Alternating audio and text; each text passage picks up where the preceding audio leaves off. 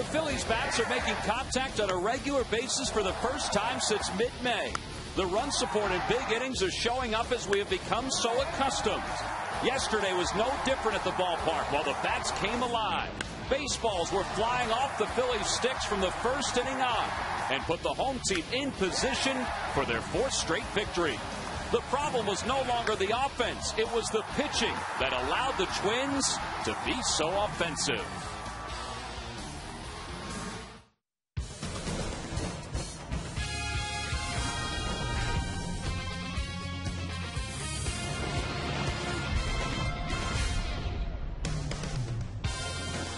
It's a great way to spend Father's Day at the old ballpark as the Phils of the Minnesota Twins get set to wrap up Game 3 of this series, and the Phillies looking to turn the page off of yesterday's game.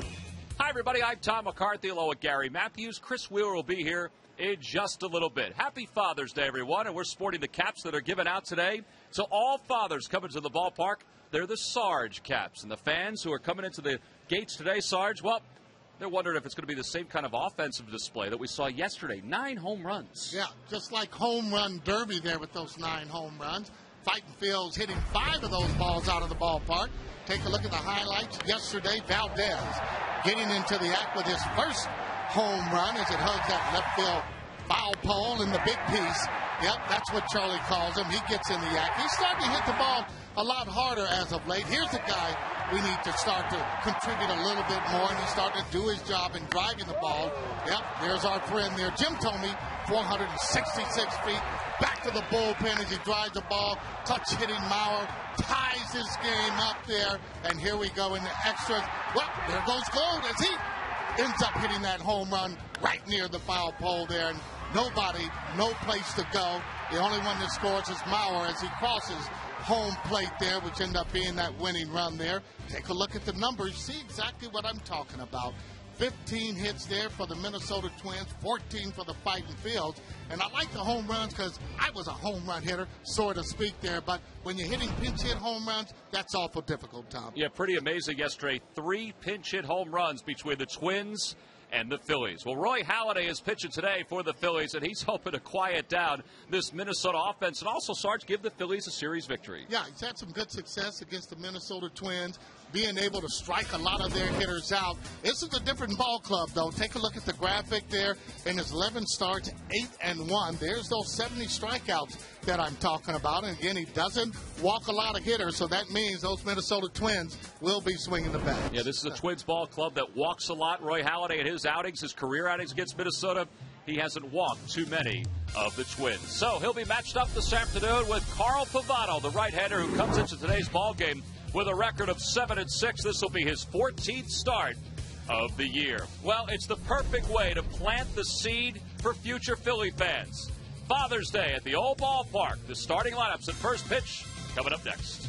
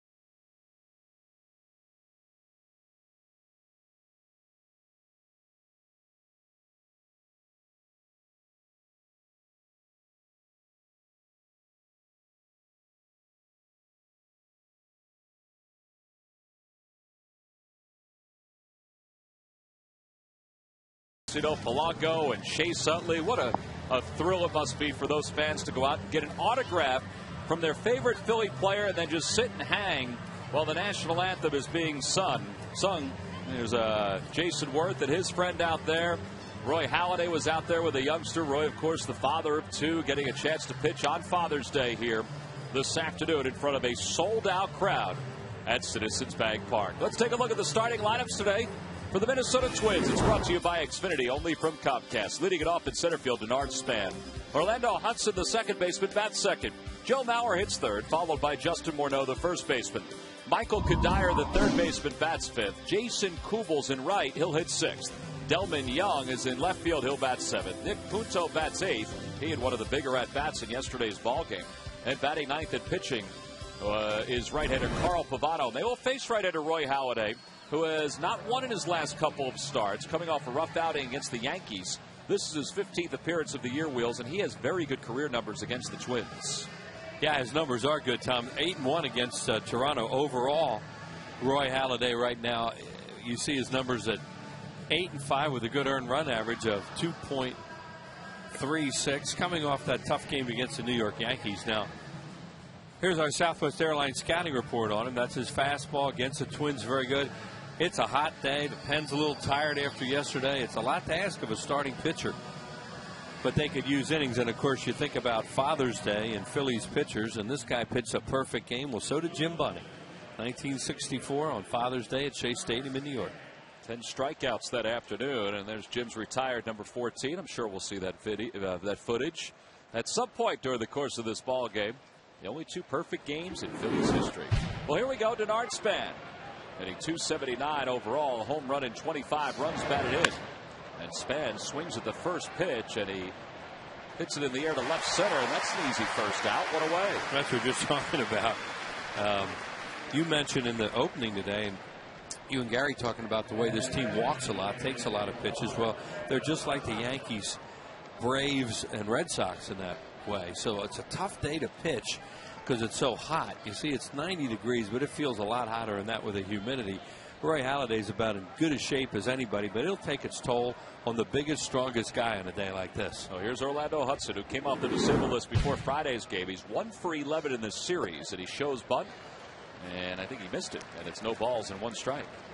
Well, maybe he got a piece of it, but it went into the glove of Brian Schneider, the catcher.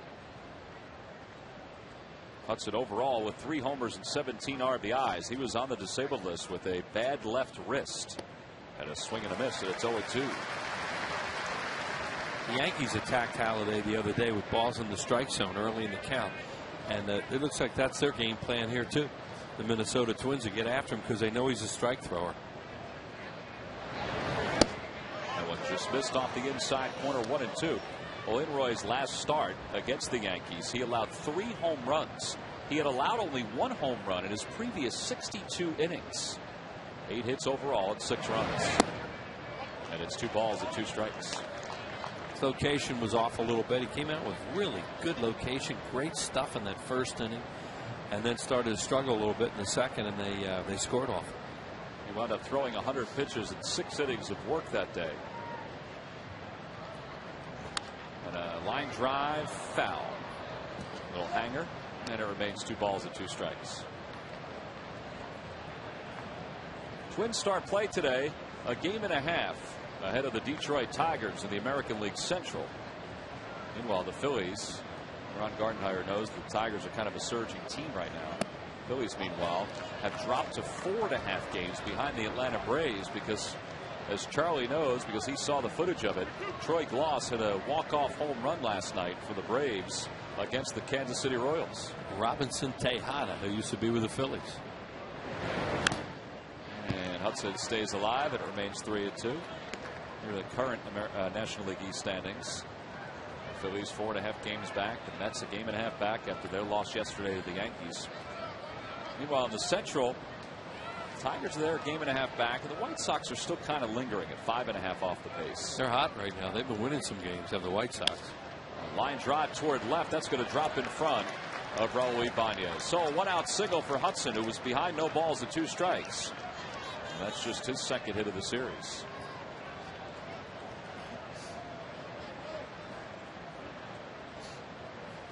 So he's bored, and it brings the dangerous Joe Mauer to the plate.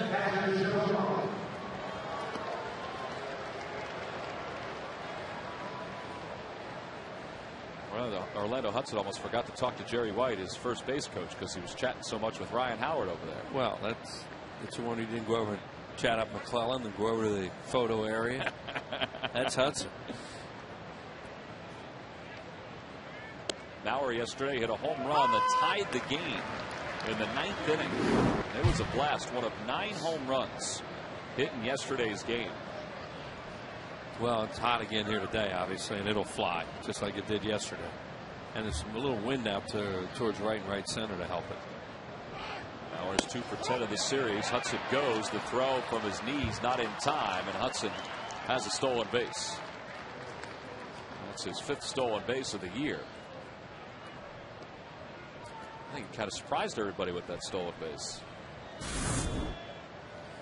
He got a really good jump there. Schneider throws a little bit high. It's a nice quick tag by Valdez, but late. So runner in scoring position for the Twins.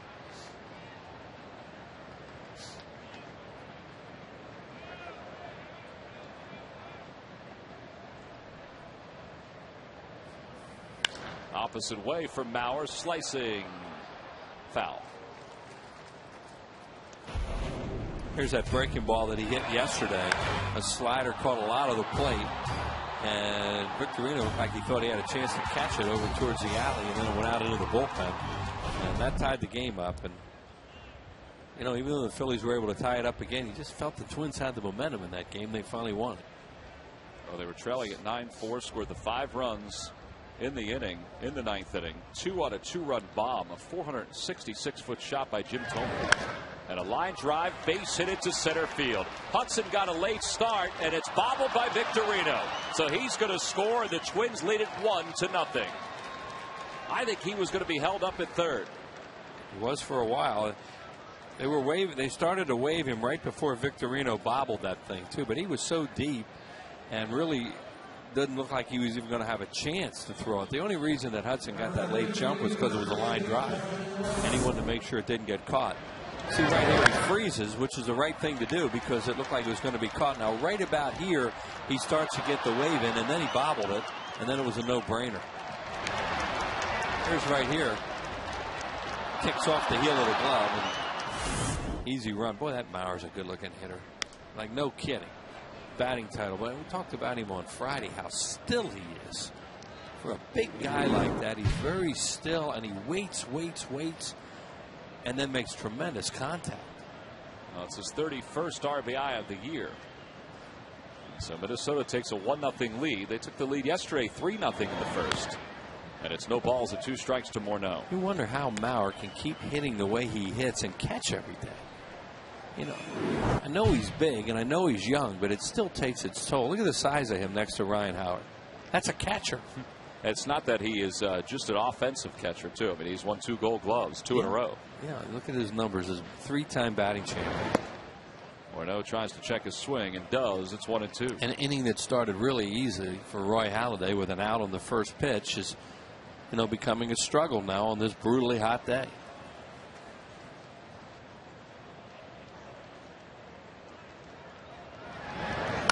That one's hit towards second. Ooh, nice play by Utley. Flips to second for 1, over to first. In time, a 4-6-3 double play.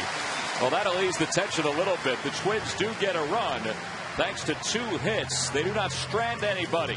We go to the bottom of the first. It's the Twins.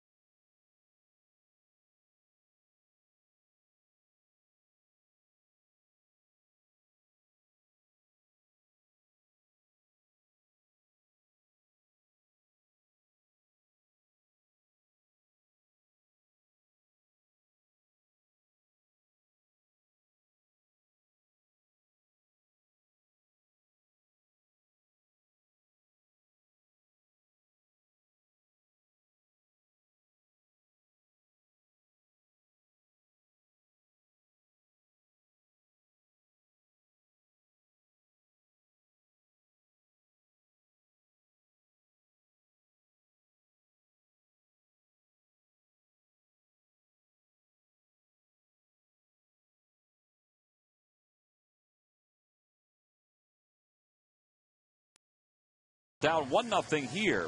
Let's take a look at his lineup. It's brought to you by Xfinity, only from Comcast. Leading it off at center field, Shane Victorino, followed by Placido Polanco, the third baseman. Chase Utley hits third. Ryan Howard is the cleanup batter. Jason Worth is over in right field batting fifth. Raul Ibanez hits sixth. And the bottom third of Brian Schneider, Wilson Valdez, and Roy Halladay to face veteran right-hander Carl Pavano, who's making his 14th start of the year. He's 7-6, but he's got a pretty good American League earned run average wheels at 3.92. Yeah, as you say, American League time, anytime you're under 4 in today's game, especially in the American, under a 4 is really good. Hits per innings pitched about equal. He doesn't walk a whole lot of batters. Here's a report on him. A lot of injuries have disrupted his career. You can run on him if you get on. He likes to pitch to contact, only 14 walks. He'll use different types of fastballs, a mix and breaking ball. He also has a changeup. And he's a guy the Phillies used to be very familiar with because he was in the National League for a long time, but they haven't seen him since '04. Yeah, this is his 21st career start against the Phillies, or appearance, I should say. He's 5-7 with an earned run average of just under 5. But he is a different pitcher now than he was back then. In fact, he threw harder then. He threw in the 94, 95 mile an hour range at that point. Heavy too. Phillies made his major league debut against the Phillies at Kurt Schilling at Olympic Stadium in Montreal, and he had heavy, hard stuff before he hurt himself. That ball hits Victorino, so he's aboard. The Phillies have the leadoff batter on here in the first. During the 2010 season, Turkey Hill will contribute $100 for each Phillies victory and 5 cents for each carton of Phillies Graham Slam ice cream. Sold to support the Phillies youth baseball and softball programs. Fourth batter he's hit. Now remember, we just had the Southwest Airlines scouting report up there about Pavano. And one of the things is he does try to pay attention to runners, but he can run on them because he's slow to the plate. That brings Placido Polanco to the plate. Polanco overall hitting .314 this year. Twins just got a run because they ran. Yeah, the stolen base by Hudson set up that RBI single by Joe Mauer. And the first throw over, Victorino, who hasn't been caught in a while, gets back very easily. See, that's what we mean about Pavano. He will pay attention, but look at that. 16 out of 18 are successful.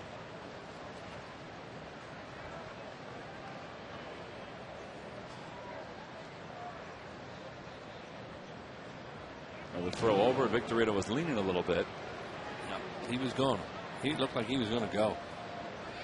And that's the thing about Pavano, that all the reports on him say that he'll pay attention.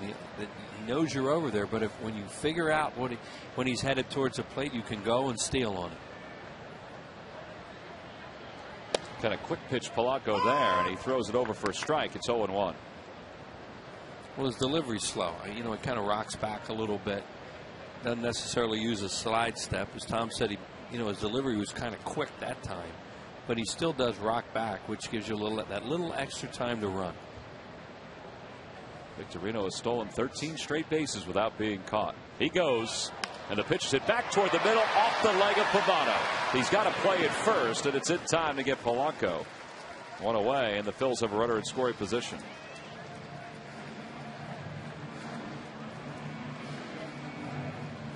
So Victorino is at second, and it'll bring the suddenly sizzling hot Chase Utley to the plate.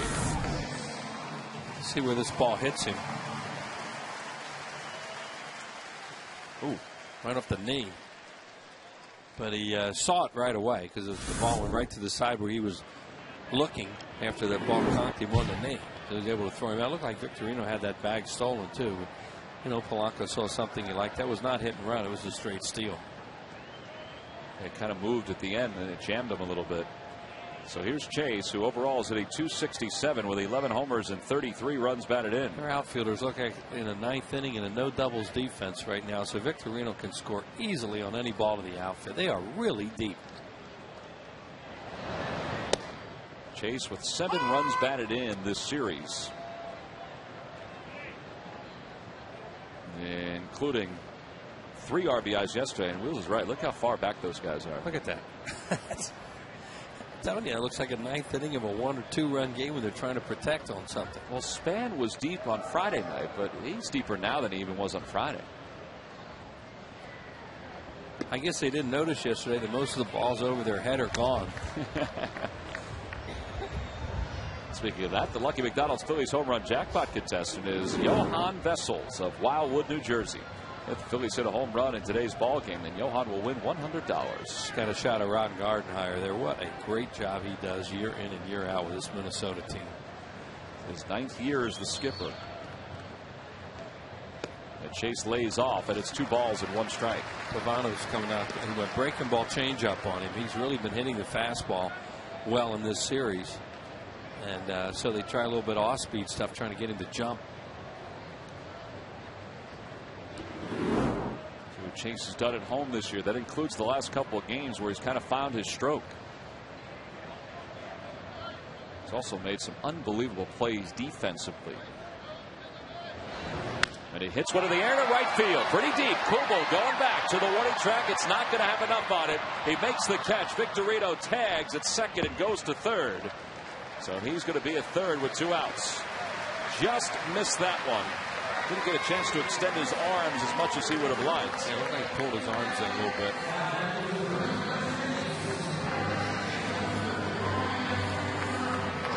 He's kind of going through the motion of that swing right there. Let's see if we can see. Here's Ryan Howard hit a home run here yesterday. The ball was just flying in the first place.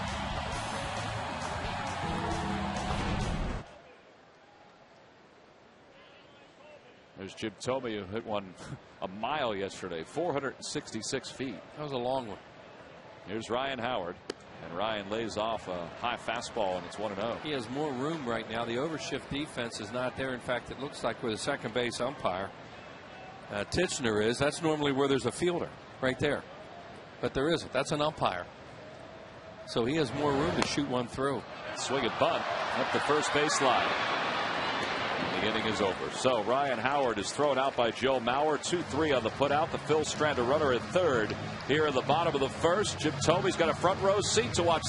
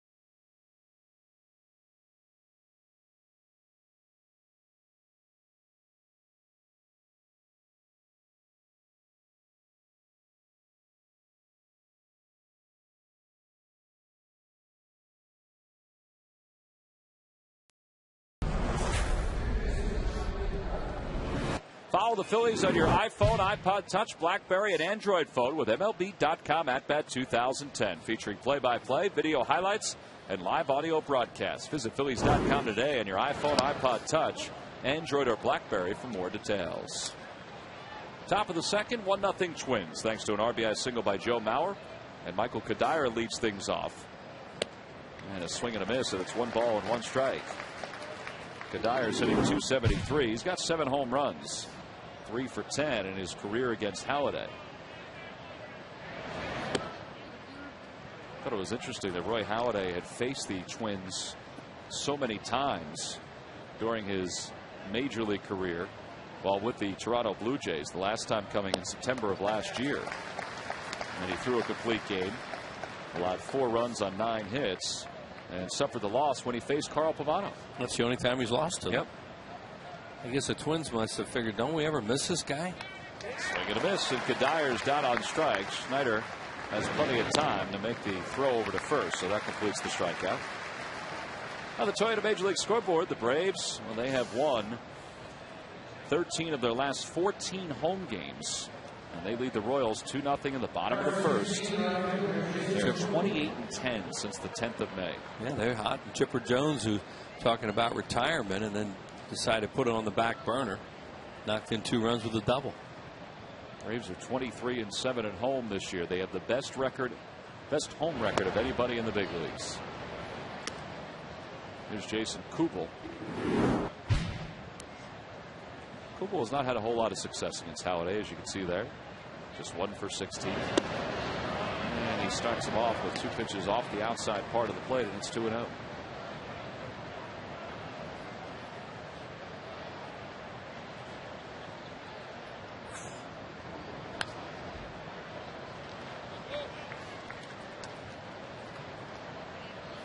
Halladay has lost his last 2 starts, as we mentioned, but they have been very different starts. So he gave up 6 runs on 8 hits against the Yankees. Well, his start before that was exceptional. Just that Josh Johnson from the Marlins was just a tad better that day. He allowed only 1 run in 8 innings. And he has really dominated the American League Central during his career. On the hands, a looper foul, and Polanco won't get there.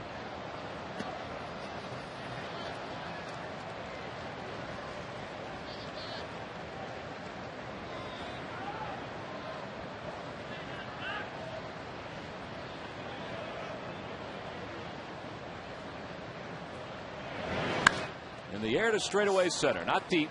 Victorino started back. Now he comes galloping in. 2 outs. Hey, do you have a beautiful baby? You think they could win $5,000? Well, then head over to myphl17.com and upload a photo of your beautiful baby by June 25th. The photo with the most votes gets the $5,000 grand prize. Ages 3 months to 4 years are eligible. For complete rules, visit myphl17.com. Swing and a miss to Delman Young. I think that little guy right there could be a very worthy contestant. Pretty sharp looking jersey. Big old smile going. And Young lines one toward the alleyway in left center field, and Ibanez can't get it. And Young's going to be at second with a stand-up double. He has been red hot for the Minnesota Twins, and what a pickup he has been. Cast off by the Tampa Bay Devil Rays because they just wanted to change the complexion of their squad and get some of the attitudes they felt were somewhat detrimental to their team out of the clubhouse. And this kid's turned out to be a good player. Well, Delman Young was the first pick in the whole draft. Yep. So, you know, he was a guy that was Dimitri Young's younger brother. And there you see the double in the gap. He just had some, as they say in Philadelphia, attitude problems. And they had to get rid of him. And, you know, it didn't work out in Minnesota right away either. No. But now it is. And you can see some of the great talent that he has. Well, he's 8 for his last 14, counting that double. And here's Nick Punto. You're the #1 pick in the whole draft. You know, there's a reason. And that's what was going on with the Rays there for a while when they were picking #1 overall because they had so many terrible years, and they took this guy.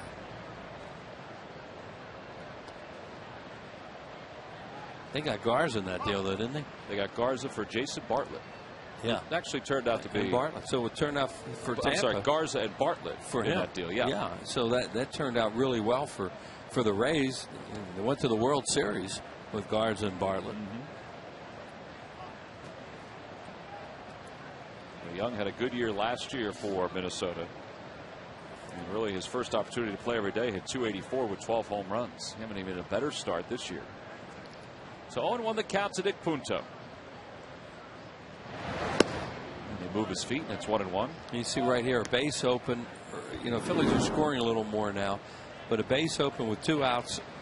Charlie Manuel not walking Punto and leaving it up to Halladay here not to get hurt with a pitcher on deck. Even though Pavano has National League experience, he's still an out in the lineup. Check swing, and that one is rolling foul. Yeah, let it go, Joe. Yeah, Jerry almost, I don't know if he hit it or if he nearly hit it and pulled back. Make sure that ball goes by the bag first.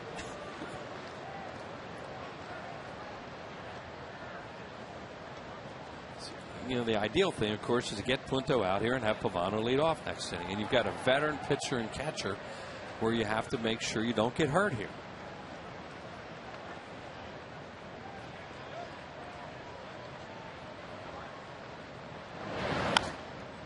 And he fouls it off, and it remains 1 ball and 2 strikes to Punto. That's what Nick did yesterday. He had a tremendous at bat in that big 9th inning. Of course, they went 3-0 on him right away, too. And then he started fouling pitches off, wound up walking, turning the order over, and we all know what happened. Yeah, he walked, and after Brad Lidge came on and got the first out, he allowed the RBI single to Span, a strikeout of Hudson, and then the home run by Mauer. So that turned out to be a huge at-bat in that 9th inning. Swing and a miss, and he's down on strike. Side is retired, no runs, 1 hit. 1 man left in scoring position. Roy Halladay is through 2. We go to the bottom of the 2nd. Phillies trail it by 1.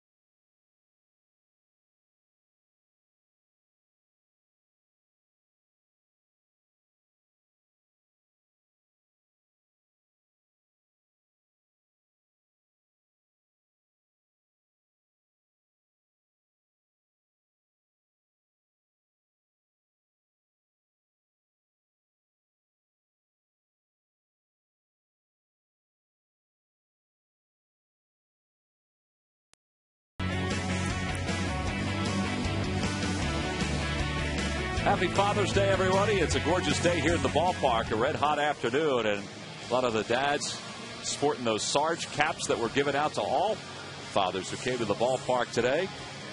Some are in the shade, some are in the blazing sun, but it's still a great day to be at the ballpark. And a guy who probably would have been spending his day out in Colorado if not for this Father's Day is Ralph Lidge, who's Brad Lidge's dad, who, you know, each and every year the Phillies as a team have a contest where 1 mom and 1 dad come in on Mother's Day and Father's Day, and Brad drew the lucky straw, and that's why Ralph is here. Ralph, happy Father's Day. Thank you very much. It's a tremendous honor to be here. Well, we appreciate you coming up, and I guess it's always cool to see your son play in person, isn't it? It's yeah, because the extra time we get after the game, before the game, you know, it's the meaningful time. Well, I mean, I hope you get a chance to enjoy not only this day, but also have had a chance to enjoy this weekend as Jason Worth leads it off, and he'll face Carl Pavano for the first time this afternoon. Pavano allowed a base runner in the first, and he delivers a strike. What is it like, Ralph? I mean, you're so proud of your son anyway, and your daughter, obviously. But what is it like when you get a chance to see him realize his dream of being a major league player? Well, it's first of all, I think you can never tell where your children are going to go. You know, you give them love as a parent and a lot of your time, and if good things happen to them, and you know, anything's possible. So you just simply are there, focus on your values, and give them a lot of love. And all of a sudden, if something exceptional like this, if you're blessed enough to have this happen, you know, it's wonderful. But you don't have to be a ball player to be blessed. There are a lot of great things you can be doing in life besides this. Well, you've got a good one out there. I mean, he's not only a very good ball player, and he helped the Phillies to their world championship, but he's also a great dad, just a great person, too, which is, I think, what you're talking about. Well, that's right. So it's, but thank you for saying that. And he loves the game, and, you know, I think it's a dream come true for him, especially after the Little League games and all those years.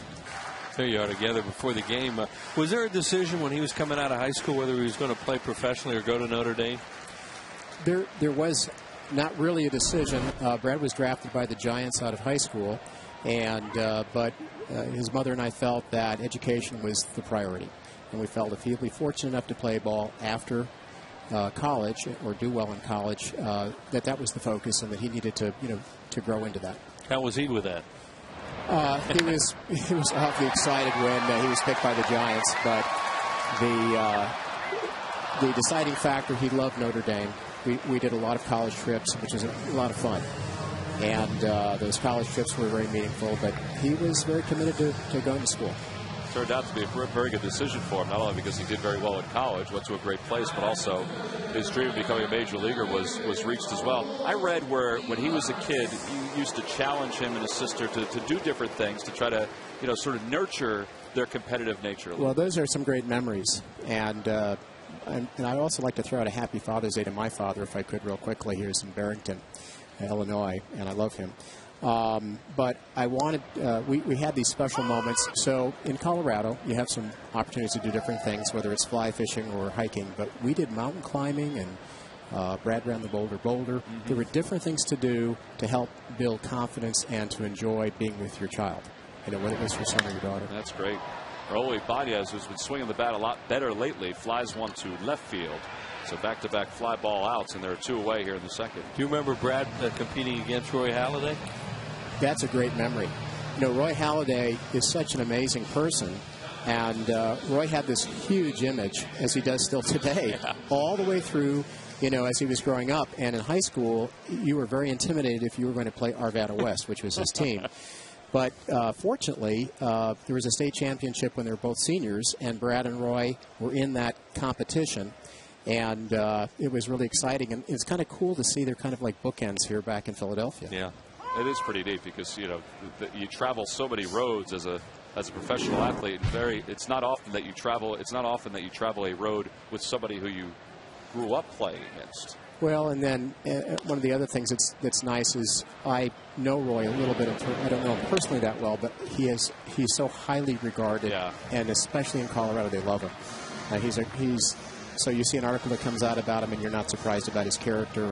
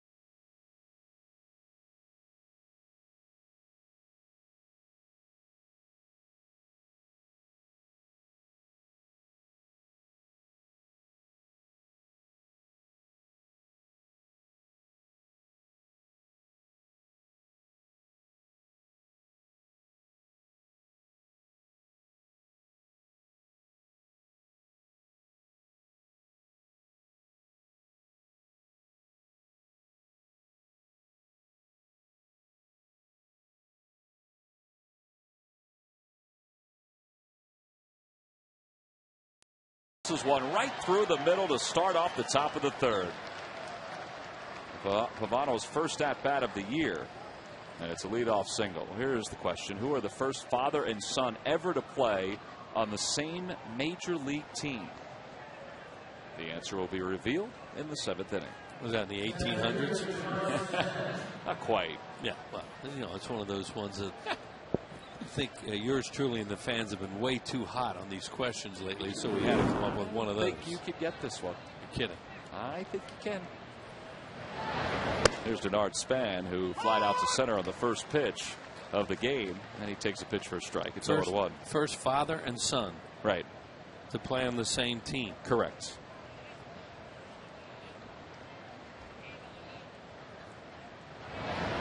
At the same time. At the same time, yeah. Like, well, I was going to throw out a name, and it may be right. Like the Griffies. Yeah, like the Griffies. Right. Yeah. 1-1 the count to Span. Polanco's cheating into third. And a pop-up. That's going to find the seats over the third base dugout. It's 1-2. It's one of those bear down days. You know, it's a hangover game potential. Hot, brutal, you know, kind of day where everybody gets their strength sapped real fast. And that game yesterday can take a lot out of you. If you win it, you feel great. You lose it, you're kind of down. And this is a game where the Phillies have to suck it up today and get after these guys.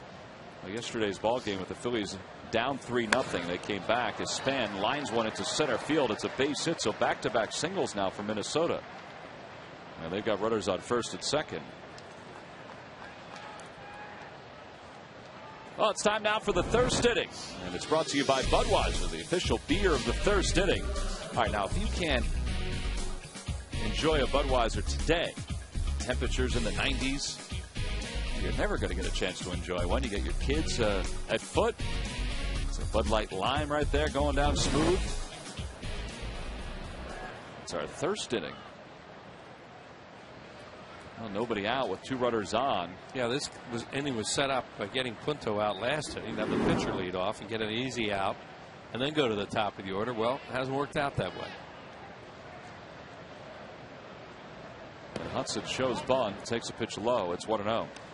Yeah, and what they want here with Hudson bunting, you have a pitcher at second. This is, you know, it has to be almost a perfect bunt. And see, Polanco goes through the signs down there, but what they really want is Polanco to be able to retreat and Halladay to get over there and cover that area if he bunts it in that spot so they can get the lead runner.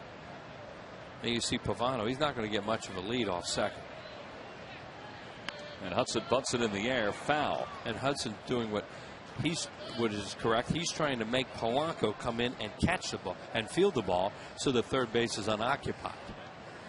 So it's a battle of wits right now with the batter, with the pitcher, with the third baseman and all, and the Phillies are trying to win this by getting a force out at third.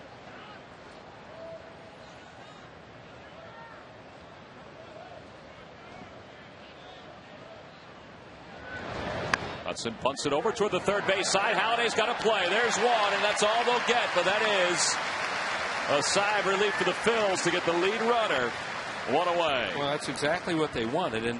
And of course, Hudson's trying to bunt it further down the third base line to make Polanco come and get it and leave third base unoccupied. In this case, it's near Halladay, who's a good athlete. And Polanco sees that and immediately retreats to third. Now, he doesn't have a double play on a guy like Hudson because he runs too well. But this works out just the way the Phillies hoped it would. It's tough to bunt Pavano over. Well, it is tough to bunt Pavano over. And I think Halladay, and we've seen him do this before, I think he was purposely putting that ball on the outside part of the plate to see if he can get Hudson to bunt it in the area where he would be. Yeah, and you know, and you hope that he wasn't able to bunt it. Correct. You know, to make the third baseman come and get it, or to deaden it in an area where Halladay would come and get it. So it all worked out. So 1 out, and here's Joe Mauer. Still a tough road ahead for Halladay. Mauer has the lone RBI in the ball game. A base hit his last time up.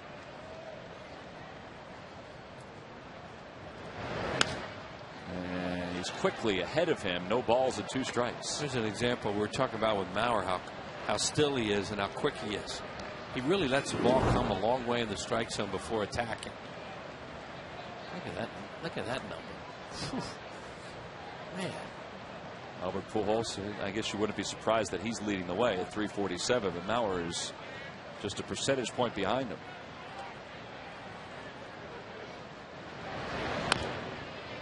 Remember when Joe Mauer was originally drafted by the Twins, there were guys in that draft that were thought to be even better, but because he was a homegrown kid, the Twins really couldn't pass on him, and it just turned out to work out for both parties.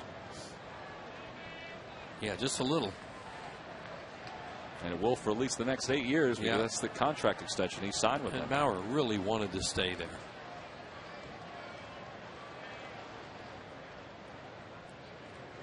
Called strike 3. How about that? 93 with a little movement at the end. 2 away. Like he backdoored him.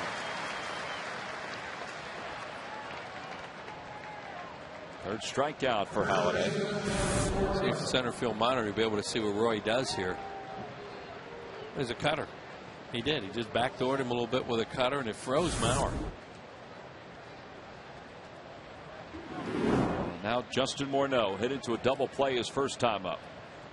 Morneau's 0 for 1, and he chops one towards shortstop. Valdez has got it. Nobody's over at second. He'll go the long way to first in time to retire the side. No runs, 2 hits, 2 men left. We played 2.5. It's the Twins 1 and the Phillies nothing.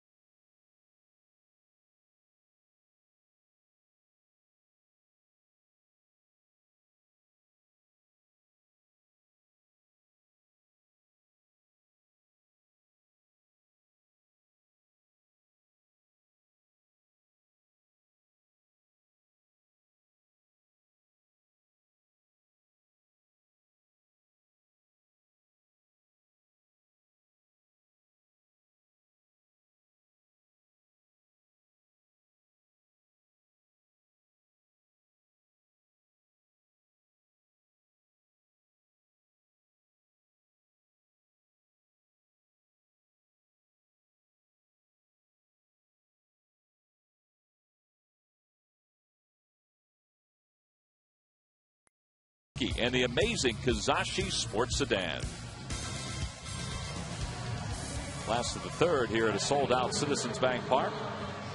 There's Cole Hamels, who pitched so well yesterday after giving up 3 runs in the first inning. He was in the middle of that game. He was in a groove. He was good yesterday. To me, one of the most impressive things for me yesterday was he threw that ball in the center field, and he was mad, but only at himself. And he could have given up 5 after that. He gave up 3, and that a 5-run inning instead of a 3-run inning. And he really settled down, had his composure, something that wasn't part of his repertoire last year.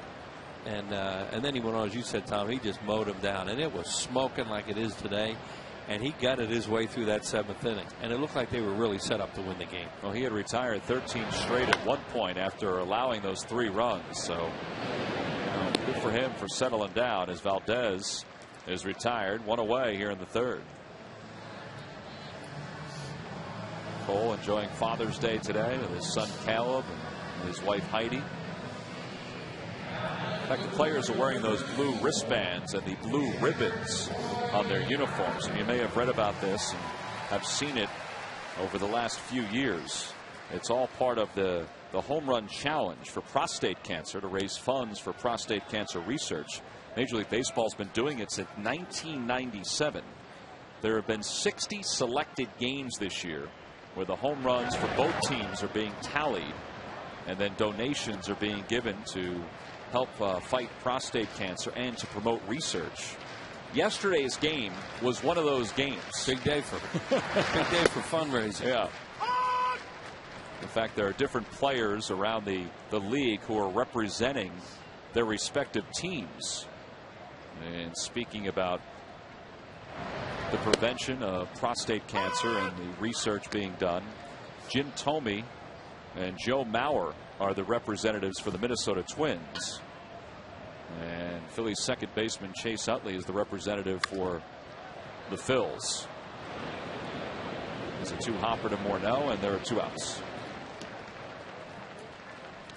Well, after tomorrow's off day, the Cleveland Indians will be here Tuesday to begin a 3-game series. And there are still some tickets available for the first 2 games of that series. So log on now and get your tickets by going to Phillies.com. Again, the Phillies have the off day tomorrow, 3 against Cleveland, and then 3 next week against the Blue Jays. And there are the pitching matchups for this week. And the Phillies will see Fausto Carmona, who is the ace of that Indian staff. And that'll be Thursday against Joe Glenn.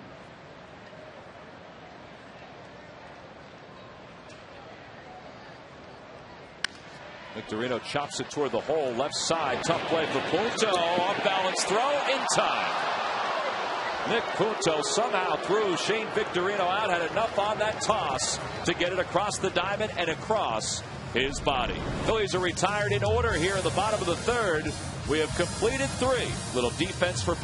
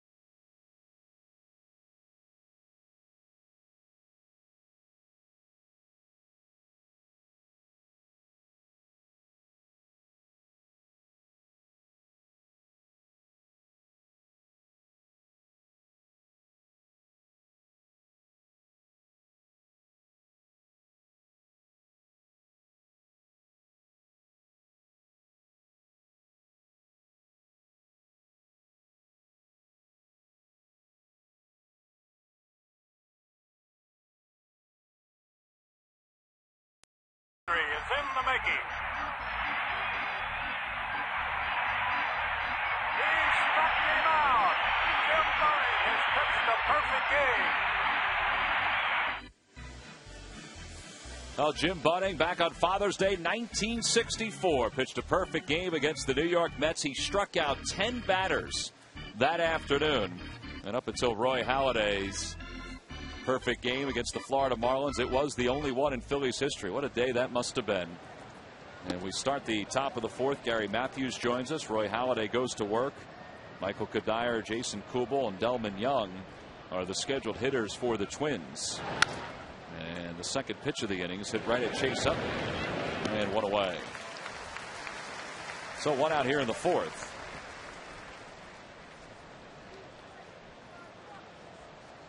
Now, the no-hitters in Phillies history and the 2 perfect games are highlighted.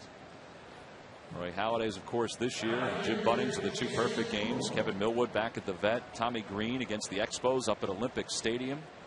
Terry Mulholland back in 1990 against the Giants. And that ball is scalded by Kubel into right. It's a 1-out single. So a base runner for the Twins. That's their 5th hit. Phillies still do not have a hit as we welcome Gary Matthews to the booth. Sarge, happy Father's Day. Are you excited about the way your hats look on some of the folks around the ballpark this afternoon? Very, very excited. I think they turned out pretty good. I really do. Really proud of that. Kind of honored, to tell you the truth, to have it Father's Day and have that cap. All right, would you prefer a cap or a bobblehead? Oh, boy, that's a tough one right there. We only ask tough questions here on the Phillies television. You know, with the bobblehead, though, they'd have to get it to shake. I don't know if they're going to be able to do that with my bat, but maybe they could. I like the hat, though. I like this hat going. The hat is compliments for the good folks at Chevy. And there's one of those caps that we're talking about. Different styles to wear them. You can wear them, you know, like the first gentleman we saw, or like this gentleman here, like Sarge has it with the Phillies logo showing in the front. Let's pull that down just a little bit. Well, you can go, if you want, you can go person to person and tell them how they're supposed to wear them. Well, the good thing about this is that you can wear them any way you want to wear them. I like it. It's that one needs to be pulled down a little bit, wouldn't you say? Yeah, well, different shaped heads we have, and I think you're right about that. That's a nice look. Okay. Yes, that's old school right there. Nothing wrong with it. And the way you're wearing it, the way that gentleman's wearing it right there, that's new school. Yeah, I like the new school look on that. See, he's got the perfect head for it. Another new school look there. That guy looked like Ron Gardenhire, the manager of the Twins. Well, when I'm on the golf course, when I have the hat backwards like that, my ball seems to roll a little bit better on the green. 2 balls and 2 strikes, the count to Delman Young, who doubled his first time up.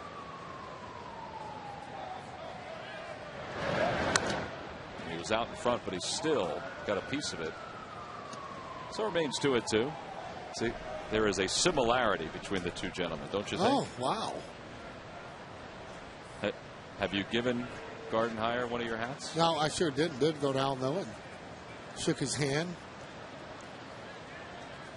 Same color of the goatee, the same, looks like the same style of the goatee. Color, maybe similar in age. Hey, well, that could be it, too, yeah. Swing and a miss, and Young is down on strikes 2 away. That's a good pitch there by Holiday. And Young really coming into his own in terms of hitting the ball. Had some problems there with the Rays, but coming over here, he's kind of settled down. That's just a filthy pitch. Breaking ball out in front of that pitch. Well, Holiday's got 2 outs now, and here comes Nick Punto, who struck out his first time up. Huge ball game today. Need to win 2 out of 3. Want to continue to win the series. That's how you get back in the race and doing that. Well, as good as the Phillies have played, they're 3-1 in their last 4, but they've lost a game in the standings because the Braves have been hot. The Mets wound up losing yesterday, but they've been hot, and they're trailing today to the Yankees. And on the Toyota Major League scoreboard, it's because Mark Teixeira has hit a grand slam. So top of the 5th already. It's 4-0 Yankees. CC Sabathia against Johan Santana. Well, no secret when they start winning. Just look at what they're doing with runners in scoring position. And that's how you end up telling exactly how your team is doing. The Phillies there in that 3-run run. 378. That gets the job done. And just the opposite. 236 going through a spell of about 5 or 15 ball games where just didn't do the job. That one's hit hard. A one-hop right to Valdez. Runs it to the second base bag, and the side is retired. No runs, 1 hit, 1 man left. The Phillies still searching for their first base hit. They'll do so at 2, 3, and 4 when we return.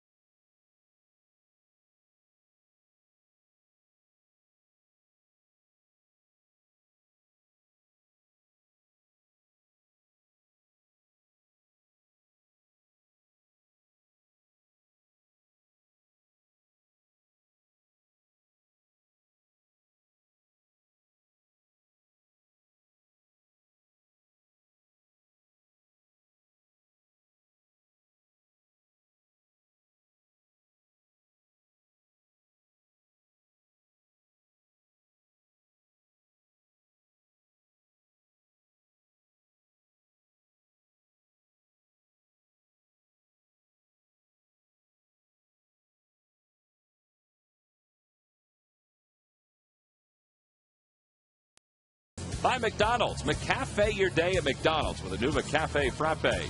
By Southwest Airlines. Go to southwest.com. Grab your bag. It's on. And by AT&T. Rethink possible. Out in Ashburn Alley, a lot of things going on out there. We were walking around out there before SARS. There were a lot of folks enjoying this afternoon's game. Right now, the Phillies trail at 1-0, and you were talking about how the Phillies have kind of turned it around somewhat, particularly with runners in scoring position. You see the bottom number, 378. Previous 9 games, they had hit only 236 with runners in scoring position and didn't have a whole lot of runs to show for it. Yeah, and you look at those runs, and that's what it's all about, being able to score runs, but got to have quality at bats. They got to get back to that like they did last night. How about the number of extra base hits? 21 in their last 4, 19 in their previous 9. And when it starts to warm up like it is today, the ball has a tendency to travel a lot further. 0-2 the count to Polanco, who grounded out his first time up. Carl Pavano was not allowed a hit so far through the first 3 innings. In fact, he hit the first batter, Shane Victorino, and that's been the only base runner for the Phillies.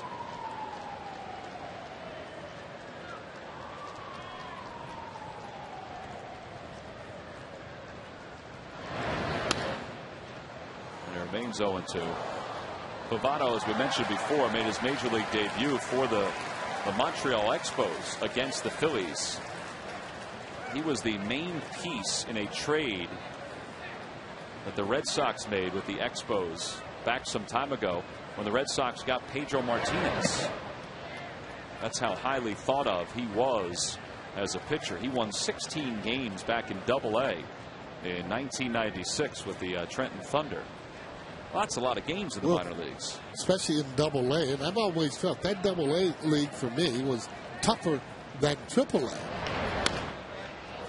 Well, he went over to Montreal. He became a pretty good starter. Carried over to Florida. And had a couple really good years. You see he has the 3rd highest winning percentage in Marlins history. But he parlayed that success into a contract with the Yankees, and it just didn't work out. Well, didn't work out. He had injuries over there. And you know what? A lot of people can't play in New York just because of the way the fans are and how big that city is. He thought he had Polanco.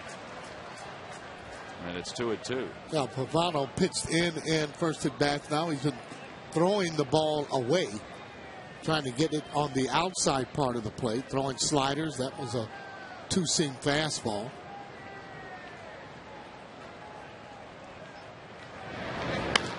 There's a liner towards center field. Span coming on. He can't get it. First hit of the day for the Phillies. He was fortunate that he was able to knock it down, because if it had scooted past him a little bit farther, then Polanco would have been at second.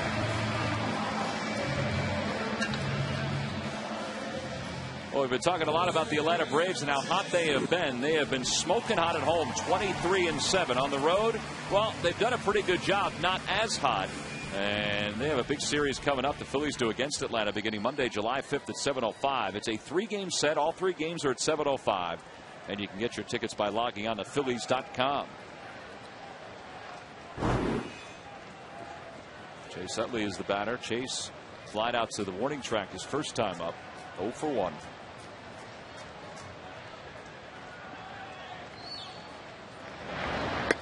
And the first pitch is high, 1-0. Well, player-wise, don't want to think about playing the Atlanta Braves right now. You got teams that are in front of you that are playing pretty good, like this Minnesota ball club. You got to take it one day at a time. That's usually Charlie Manuel's philosophy. Take care of business at hand.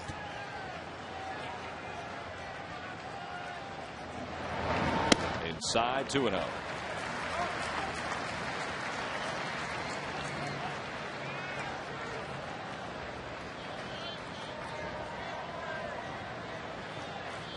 You can steal bases off of Pavano. It's a pretty good running count. A good count for Chase. If it's a fastball, and good count for Polanco if it's a breaking ball and he's trying to steal. That's why Pavano's throwing over there, just to keep him close if he can.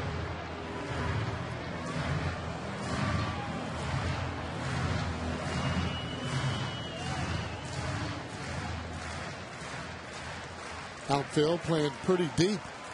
for Utley, especially in left field. It's been the way the Twins have played this entire series, which is kind of surprising. Polanco doesn't go, and the pitch is hit foul. Usually if the ball's hitting the gap, it's going to get there no matter what. Down the lines, it'll be an automatic double. Usually all the outfielders that come in will play a lot more shallow, because if you hit the ball good, it's usually on the wall or over the fence. Jerry White, first base coach there for the Minnesota Twins. Chase was a little out in front of that. It's 2-2. Looked like Jerry was trying to align the defense for Minnesota in that spot. So 2 balls and 2 strikes, the count to Chase. And Joe Mauer decides to make a trip to the mound to talk to Pavano.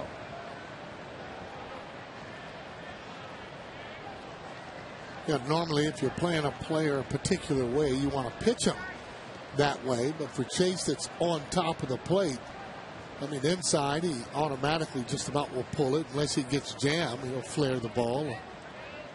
But normally he doesn't go to left field or stroking the ball there to left.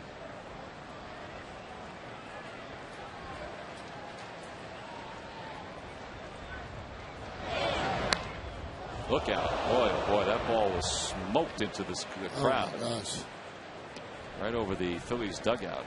Well, there's that fastball that I'm talking about, that actually inside pitch. You see how quick Chase is, where he turns on the ball. That's why you got to be very careful sitting on the lines of any ballpark. The balls get on you so quick. Guy's going to go get some ice. He just waved to the crowd. Look, he just said, wow. Yeah.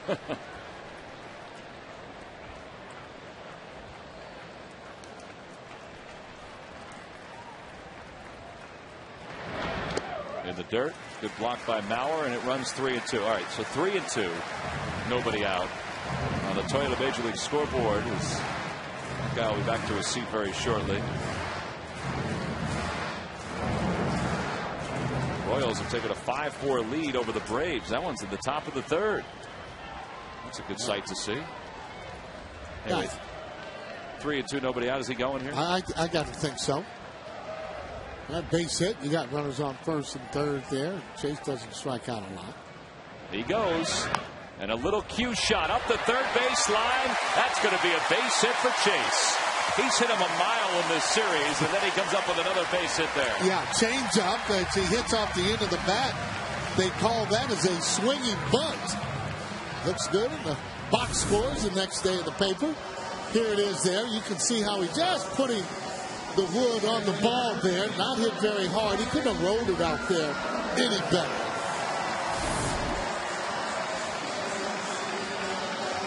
So the Phillies have Pavano in a little bit of predicament here. Let's see if they capitalize. Runners on first and second, and nobody out.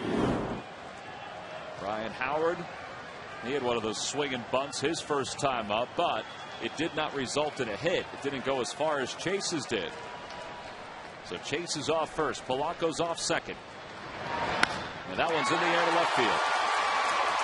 Delman Young, a few steps from the warning track, makes the catch. And there's one away. Yeah, first pitch fastball in on his hands. Yeah, that's a pitch that you normally would like to pull. He was just a little bit late on that from driving that ball. Just get it in on him a little bit. You can see that ball where it's coming back in, and he didn't catch it on the label. If he had him, it would have been bye-bye baby.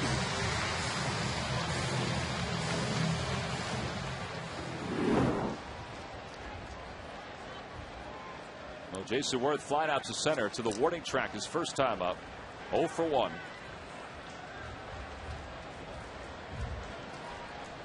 Yeah, that's pretty big right there. You'd like to be able to advance the runner. And if you make it out, you'd like it to be in center or right field where Polanco could get to third base. On the outside corner with an off-speed pitch, it's 0-1. He's had a good slider, Pavano, so far. Just a little bit of movement on it as it moves away from the right-handed batter.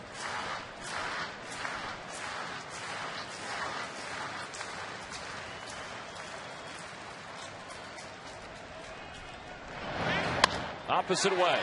A little liner toward right. Kubel coming on. Oh, he made a diving catch. Polanco and Utley scamper back to second and first.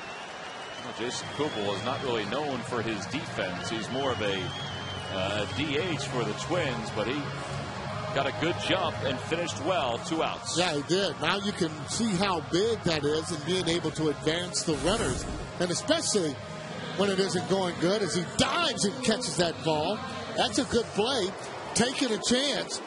You can see he didn't have the body in front of that. Ball gets by. It's going to roll to the fence. Give him credit. Taking a chance and making a good play.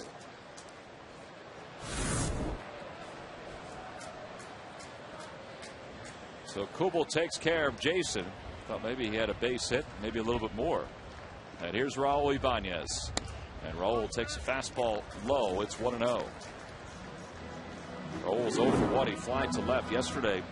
Raul had a double and a home run in his first 2 at-bats, then worked in a walk. It looked like a hit, leaving the bat. Chase Utley thought it was a hit. That's why he was more than halfway.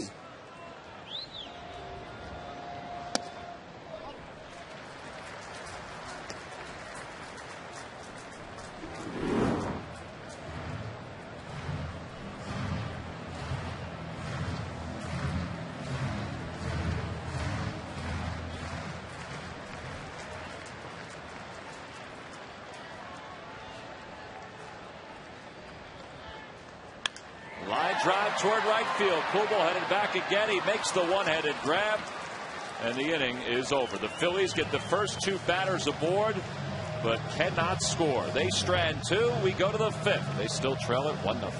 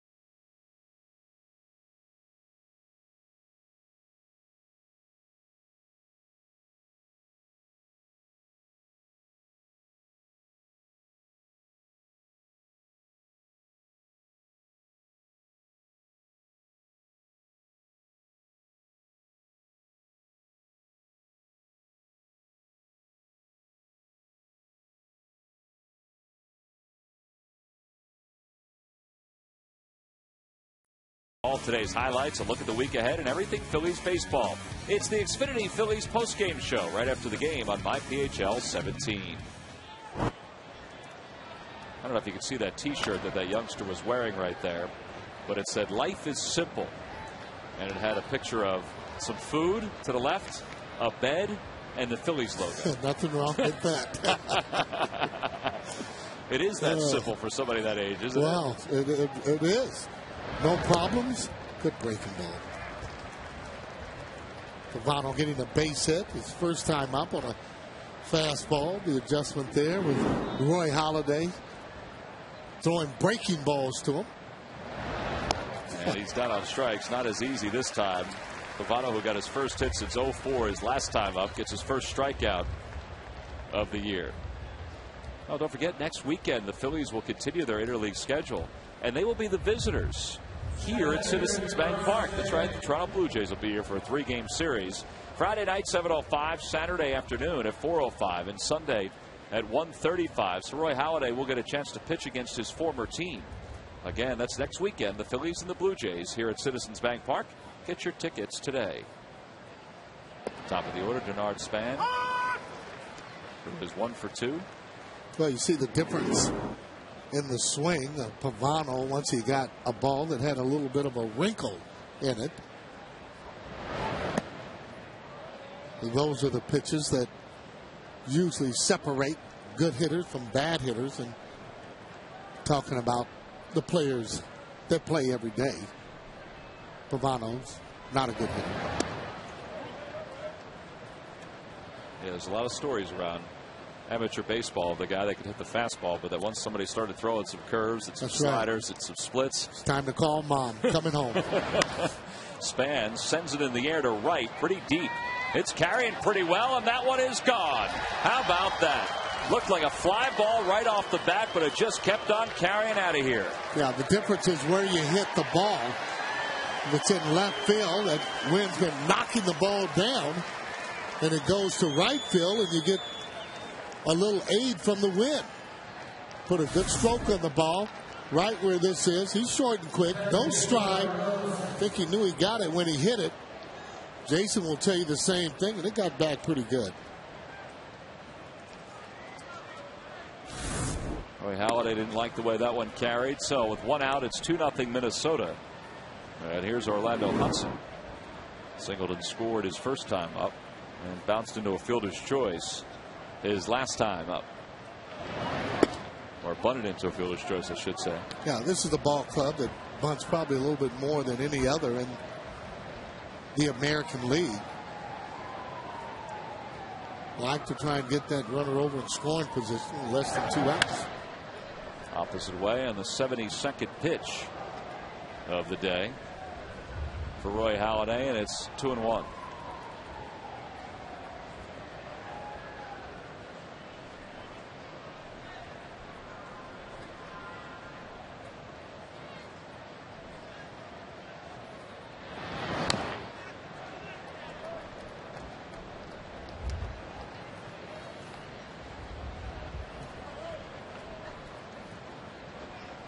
Orlando Hudson, one of those type of players that when you look at him, doesn't have great numbers, hitting the ball out of the ballpark. One of those guys that's got to play every day to see his worth.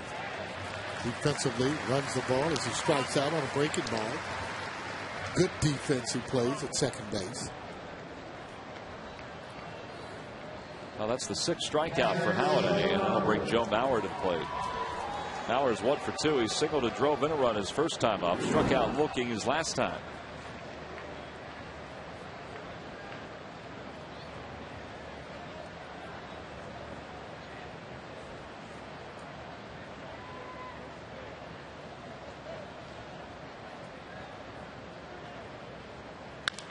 Swings at the first pitch, and it's an easy play for Ryan Howard. A little room service hop. He'll take it to the bag himself, and the side is retired. A run, though, on a home run by Denard Span. So, middle of the 5th, the Twins now lead it 2-0 here at Citizens Bank Park.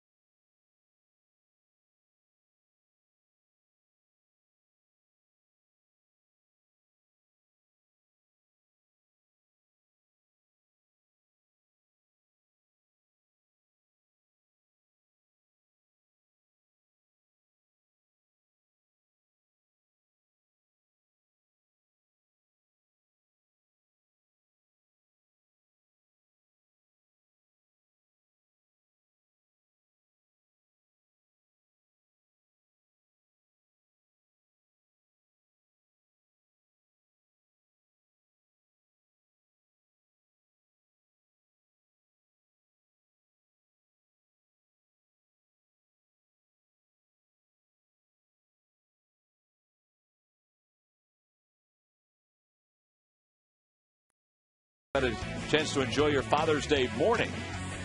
I'm sure your kids called you and wished you a happy Father's Day. Absolutely right. My son Delvin called, and daughter.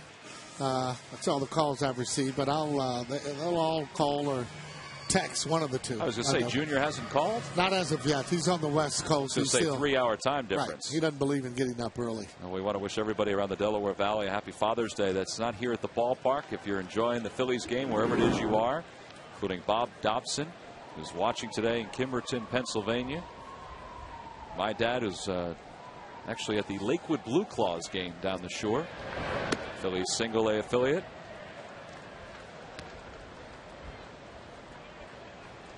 Oh, he likes looking at those games, huh? Well, he works there. Oh. Yeah, he's an usher behind home plate, Sarge. You go there, he'll get you a good seat. Box seat? Oh, he'll get you a box seat. There's nothing but box seats there. All over the ballpark. It is a great ballpark, though. Brian Schneider leads it off, and it's 2 balls and 1 strike to Schneider. Pavano's former teammate and former battery mate when they were with the Montreal Expos.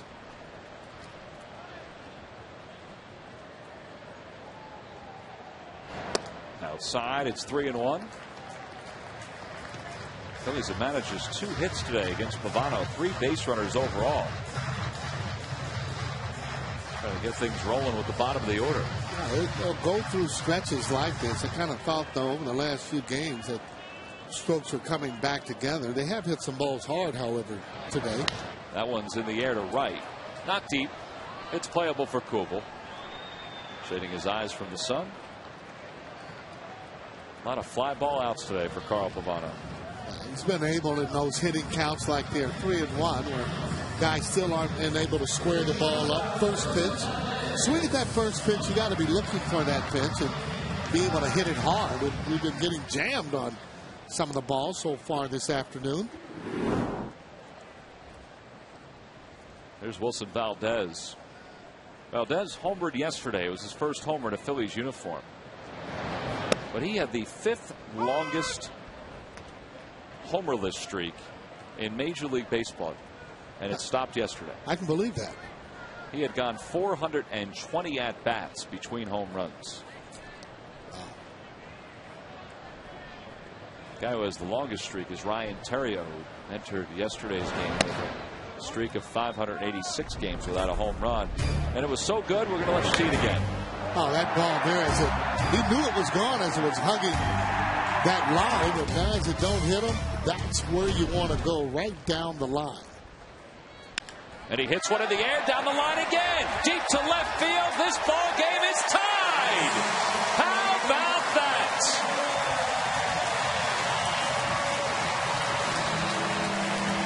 I said it's tied. It's 2-1 Minnesota.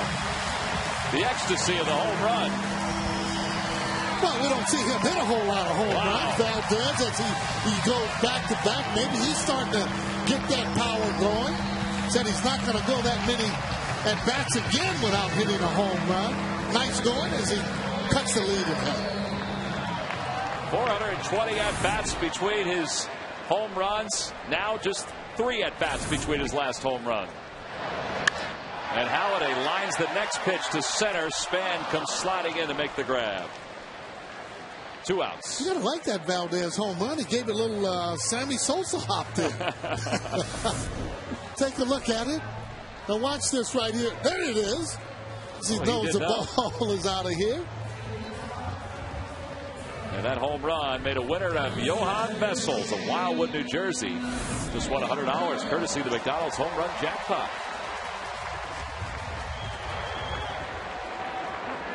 So 2-1 Minnesota. The Phillies on the board. See Valdez kind of explaining how he actually drove the ball out of the ballpark as he's demonstrating his loading position.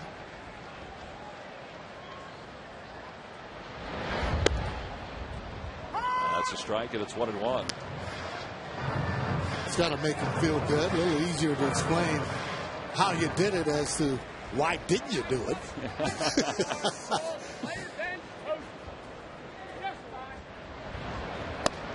Jimmy Rollins is scheduled to be activated. At least that's the hope sometime this week. They would love to get him back in the lineup. That's a pretty good boost right there from Wilson Valdez to make this a one-run game. I'll say. On the inside corner, it's 2-2. Well, he's done a good job in fielding, has a good arm, and boy, that's icing on the cake there when you have him hitting some home runs. Just don't expect that. Back toward the middle, under the foot of Pavano. Punto is there, and the side is retired. So the Phillies do get on the board thanks to the home run by Wilson Valdez. Only the third hit allowed by Carl Pavano this afternoon. Pretty sweet swing for the Phillies shortstop.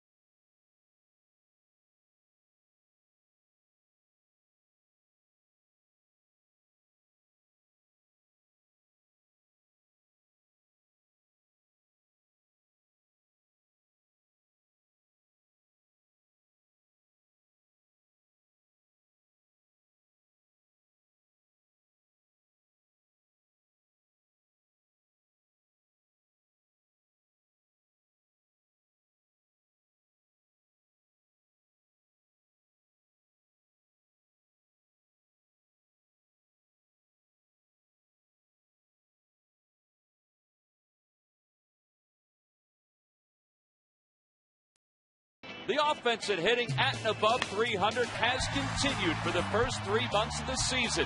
What has shined even more recently is his use of the glove.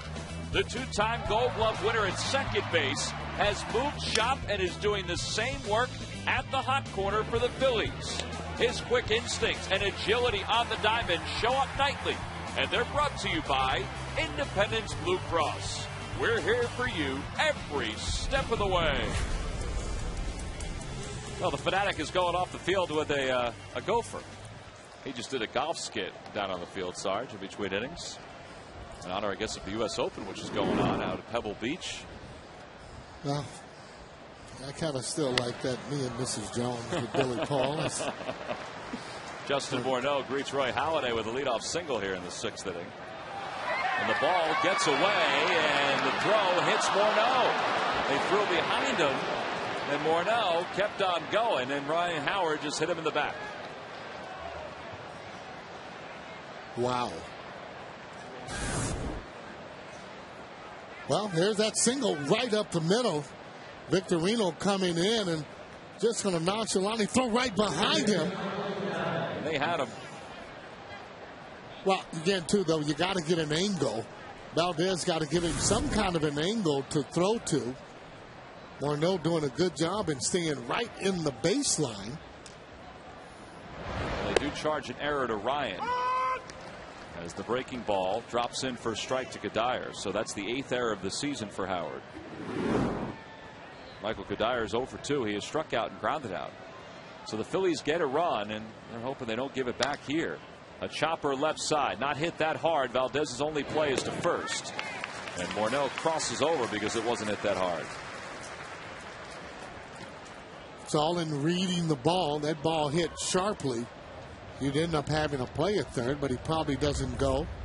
Knew the shortstop had to come in, and Valdez to pick the ground ball. Easy read to get to third base.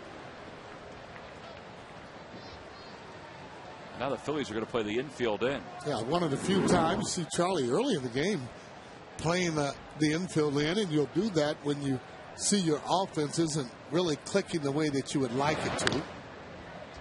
And obviously to cut that run off.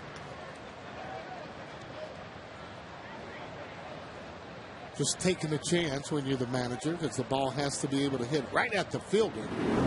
You know, if they got to go a couple of feet, that's usually a base hit in the hole someplace. That just missed off the outside corner. Looked like a pretty good pitch. It's 1-1 to Kubel, who has singled, and he's flied to center. Yeah, Adrian Johnson, pretty tight strike zone back there today.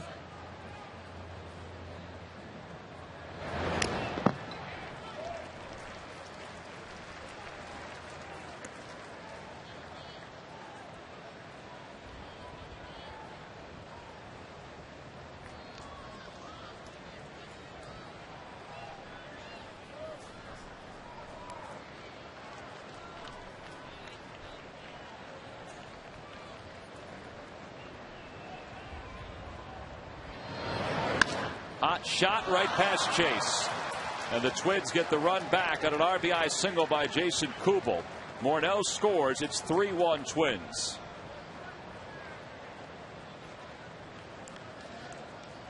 Kubel's second hit of the afternoon. By this ball just smoked as it gets by Chase. That's what I'm talking about, that if you're in that normal position, you end up getting an out on that, but because the ball's hit so hard, no time to react. And he got good wood on that ball. Broke his bat, roller towards second. Could be two. There's Valdez for 1 and 2. 4-6-3. And the inning is over. But the Twins do score a run thanks to 2 hits and a throwing error. Kubel has the RBI to give Minnesota a 2-run lead.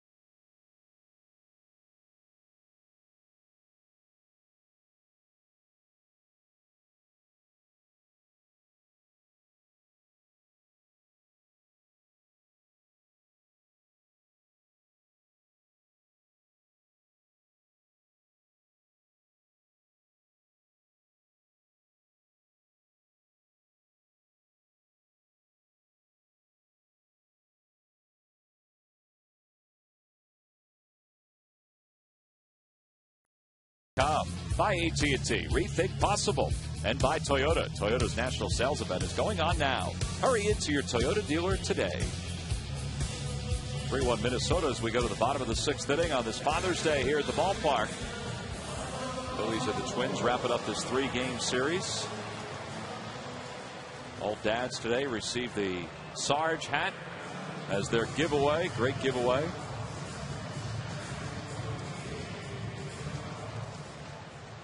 Some pretty good shots around the ballpark, and there's that cap. Scott Brandreth, who comes up with a lot of the promotional items that are given out here at the ballpark, does a great job coming up with new items. This is one of the newer items with Sarge's signature on the bill. Scott's mom, Sandy, just back home from the hospital. We want to wish her the best and hope she gets back to her season tickets. We're in section 131. Somebody's keeping them warm for her, but she's enjoying the game today at home. Well, in that section, the easy seats to give away, I'm sure. That's true. Marcelo Polanco leads it off here at the bottom of the 6th. And it's no balls and 2 strikes. Always thought it was more pressure on a warm day like this than on the pitcher as opposed to your regular players in the field. Pitchers always moving out there in the sun. And Polanco went after that pitch off the outside part of the plate, that changeup, and he's down on strikes for the first time. Well, it's time now for our Coors Light Freeze Cam.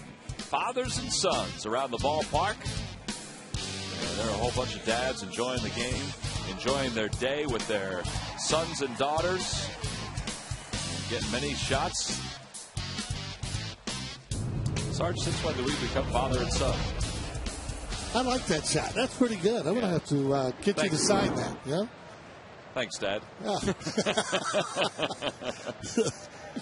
Oh, boy. With one away, here's Chase Utley. And he takes a fastball for a strike. By the way, they have changed the scoring on the error in the 6th inning, which allowed Morneau to go to second. They're now charging the error to Shane Victorino instead of Ryan Howard. Inside 1-1. You know, I don't know. I mean, you know, when he threw the ball, he caught the ball cleanly. Right. You know, when he threw it to first, I'm assuming here is that when he threw it to first, that allowed Morneau to then go to second. As Utley hits it toward right field, not that deep, and Kubel makes the running grab for the second out. So maybe the rule is, and I don't know what the official rule is, but maybe the rule is that since Victorino made the throw to first to allow Morneau to go to second, I don't know, because Ryan certainly, if he made a clean throw, probably would have had him at second base. Well, it's hard for me to give a guy a throw where you catch it, and you're not the one that threw and hit the runner in the back. I mean, usually, especially from the outfield, I mean, you're throwing a ball in, you hit a runner in the back, you get the air. Well, there must be something in the rule book, which I'm not aware of, but we'll try to find out and give you an explanation for it. Ryan hits it hard. Morneau makes a glove side play, and the race to the bag is won by the Twins' first baseman. Phillies go down in order here in the bottom of the 6th. Pavano's retired 5 straight since the home run by Wilson Valdez. On to the 7th. Phillies trail it by 2.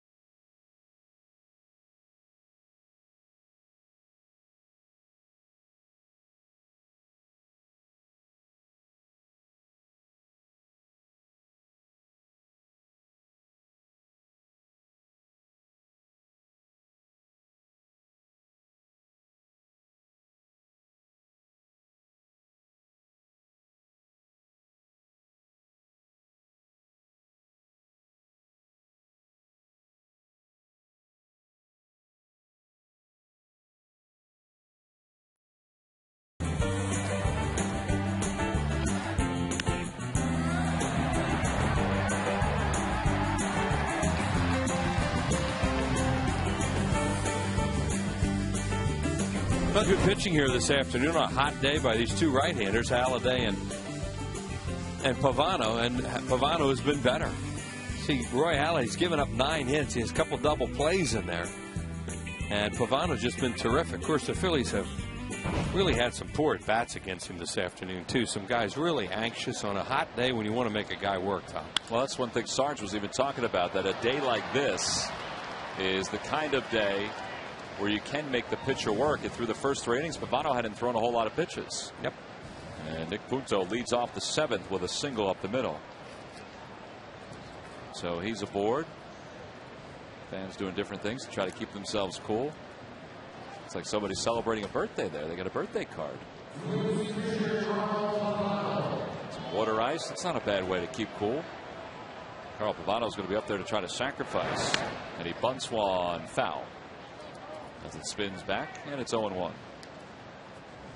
Well, these lucky fans are today's Citizens 7. They will each receive a prize pack courtesy of Citizens Bank. Citizens Bank with the most 7-day branches in the Philadelphia area. To find a branch near you, visit citizensbank.com. 0-1 the count to Pavano. Runner goes. The pitch is bunted in front of the plate. Their only play is to first. So the sacrifice is successful. And it goes 1-4. Pavano, who got his first hit since 2004, gets his first sacrifice since 2004. See, this game is more the way the Twins play. You know, they play in that big ballpark. They do a lot of this sort of stuff like you're saying this afternoon. Try to take extra bases, steal bags, bunt, play a little more of a National League style game as opposed to the first two games when they were getting blown out early. And this is more their style of play and more their kind of game that they like to be in. Denard Span, he's had a good day. He's 2 for 3 with a home run. And he lays off a breaking pitch, and it's 1-0. You can beat this team by trying to hit home runs. But, you know, when they get better pitching, they're tougher to beat because they do all these little things well. Talking to some of their players about the new facility, Target Field, in its inaugural season, as you see by that patch, they say it is gorgeous. But they say it is tough to hit home runs. Look at their home run numbers. So they got in here. You know, when Mauer hasn't hit one at home and Morneau's hit one. Right. That's amazing. Because those guys, I mean, they got lift and separate ability. You could see Span not hitting one, or Nick Punto, and they've hit them in this series. That one's hit toward the right side, not hit hard. Utley still has to hurry with Span running. Over to third goes Punto, 2 away. Hey, the Phillies Baseball Academy is open for operation. It's for boys and girls aged 6 to 14 who want to learn the game of baseball, and for softball aged 6 to 14. You get professional coaching, skill development from Phillies players, coaches, and Baseball Academy instructors. It includes a trip to Citizens Bank Park, 15 great camp locations. Go to PhilliesCamps.com for more information.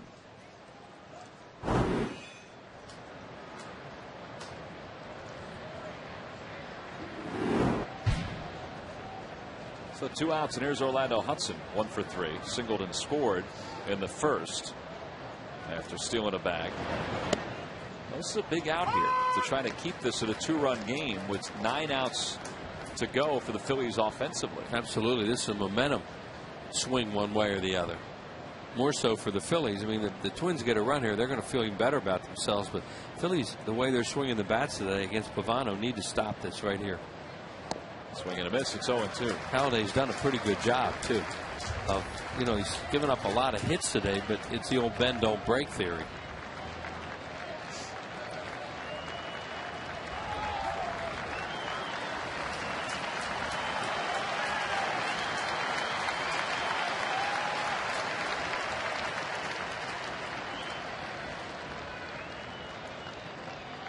More than 45,000 on hand today. Watching this one, 74th consecutive sellout. And now the 0-2 pitch. Inside, 1-2. Try to come in with another breaking ball. That was a curveball that time. He got hurt on that cutter to Span that he hit out. That's kind of like the same thing Granderson did last time because it was on the plate too much in that game in New York.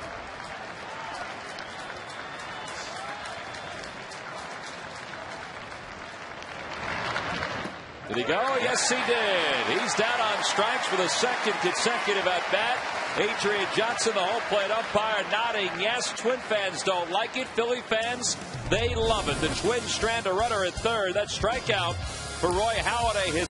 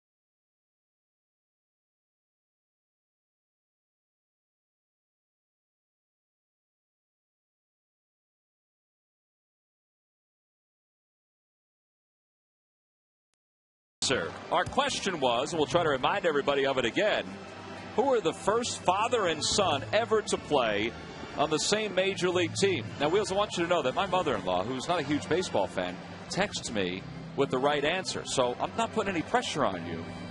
But no, there's no pressure there. Okay. I don't know. I mean, I to the Griffeys, I don't know who the first one was. The Griffeys is your answer? Oh, yeah, it is. You are correct.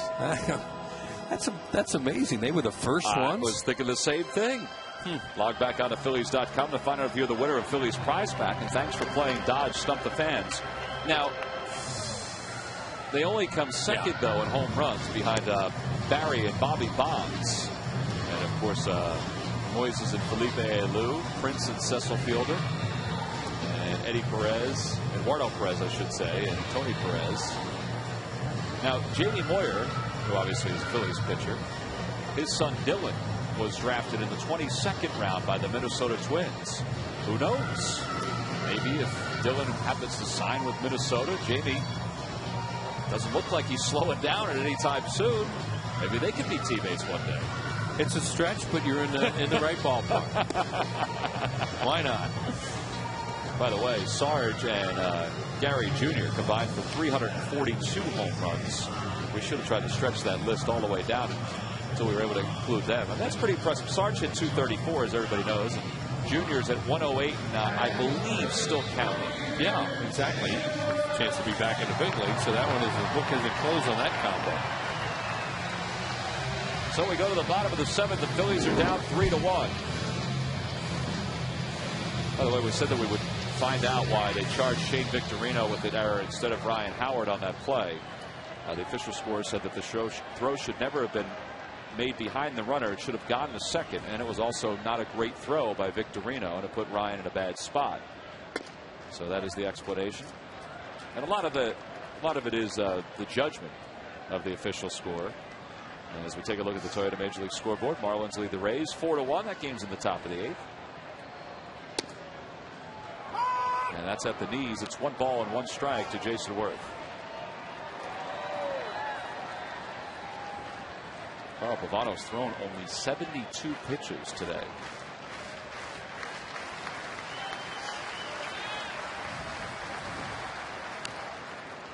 I mean, Wheels, 72 pitches with nobody out here in the seventh. If you figure that a pitching coach doesn't want a pitcher to go on average more than 15 per inning, let's say he goes 15 per inning, that's 90. Yeah, well, that's what we were talking about at the beginning of the game. This is the kind of day you want to make a guy really work hard, and they haven't. Pulled towards short, backhanded by Punto. And Worth is retired for the first out. Well, the Arizona Diamondbacks really have had a difficult season this year under A.J. Hinch. Well, they'll be here Tuesday, July 27th at 7:05 to start a 3-game series. Not too early to plan ahead on your summer of baseball.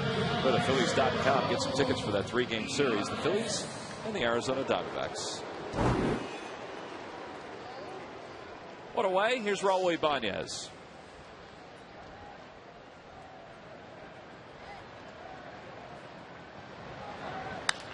And he swings at the first pitch, and it's right at Orlando Hudson. 2 outs.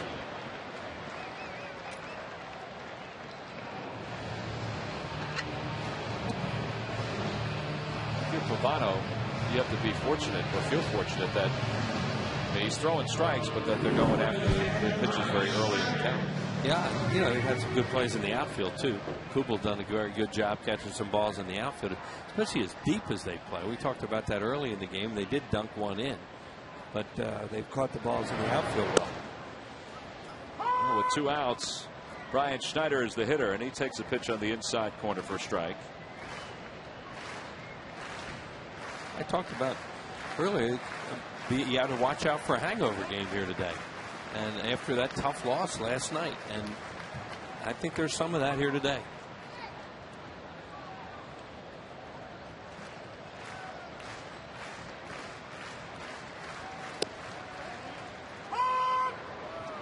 This game is really a grind, day after day, playing in the heat like this 2 days in a row, and you got to bear down, and it hasn't been that kind of afternoon so far. 1-2 the count to Schneider. He lays off. It's 2-2.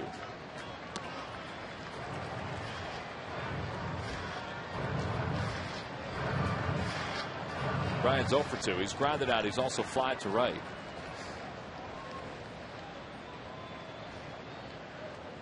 And a swing and a miss. He's down on strikes. The side is retired in order for the second straight inning. So 8 in a row retired by Carl Pavano. We're through 7. Joe Mauer will lead things off as we go to the 8th here in Philadelphia.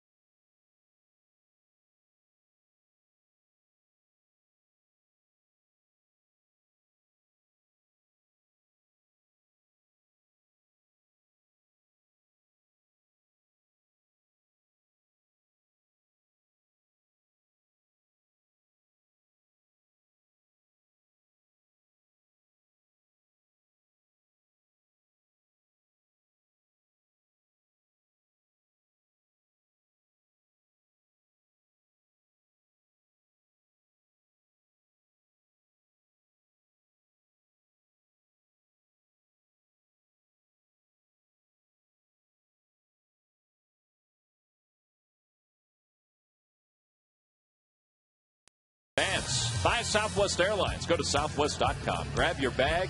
It's on. And by Xfinity. It's TV, phone, and internet reinvented from Comcast. Well, 7 into the books here in Philadelphia.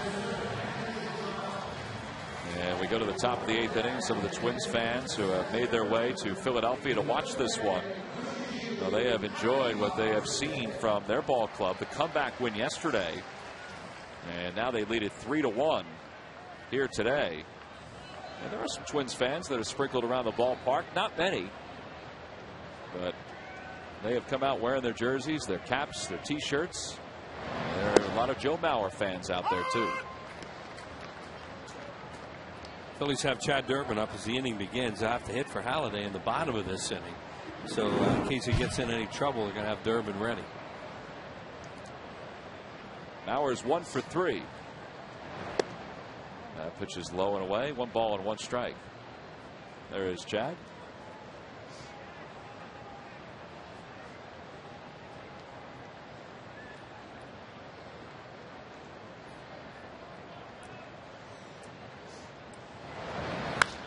And a pop-up. Slicing toward left center. Shane Victorino is over into the gap, and he makes the catch 1 away. So 1 out. Roy Halladay retires the first batter here in the 8th.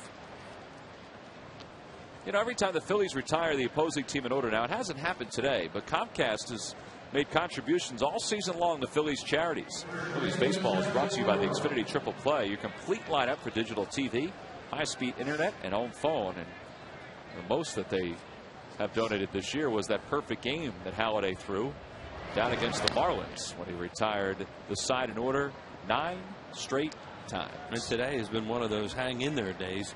Only given up 3 runs. He scattered 10 hits, thrown a couple double play balls, and trying to get his team through 8. The Phillies really haven't scored a whole lot of runs for him lately. You know, they scored runs here in these last 2 games against Minnesota, but today Pavano shut them down. Yeah, they scored 3 runs last time he pitched. They didn't score at all when he pitched against the Marlins. 3 runs the time before, 1 run the time before that, and 1 today. And then the list goes on. 3 on the 23rd against the Red Sox, 1 on the 18th against the Pirates. No, we expect him to win a lot, and he will win a lot. That one's in the air to right field. It's pretty deep. Jason Worth going back, and the Twins tack on another one.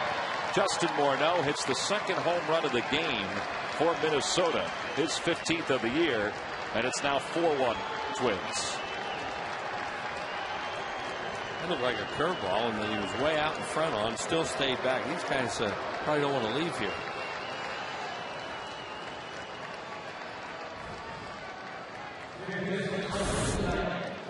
See if it would look like something. Yeah, that's what it was. And he got out front, but you just had a feeling once it got up in the air, the way it's flying the last few days, that thing was not going to have a happy ending for the Phillies. It's going to land in the seats.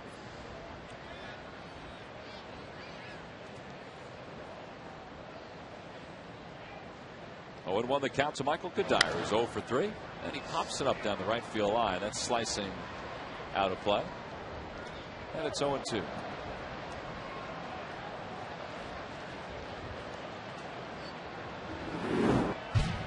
See what Kadire's done this afternoon. Former shortstop in the Twins system. He's basically a jack of all trades now.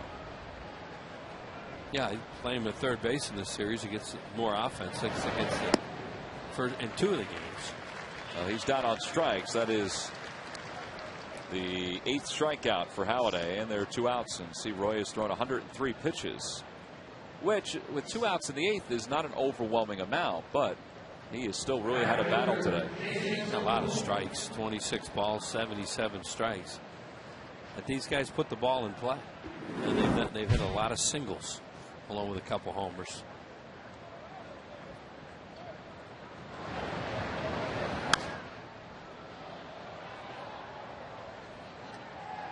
Kubal's got 2 hits, including an RBI single his last time up. Yeah, they're 11 hits. They have 7 singles. Down low, 1-1. 8. Double and 2 homers. And right out of the chute, too, with the 2 singles in the first inning. That one is served into left center field. Ibanez on the run, and he makes the grab as he tumbles to the ground. Boy, it just looked like that was going to hang up there long enough for him, and it did. Now, Roy Halladay does give up a run here in the 8th inning on the home run by Justin Morneau. Phillies down 3 as we go to the bottom of the 8th.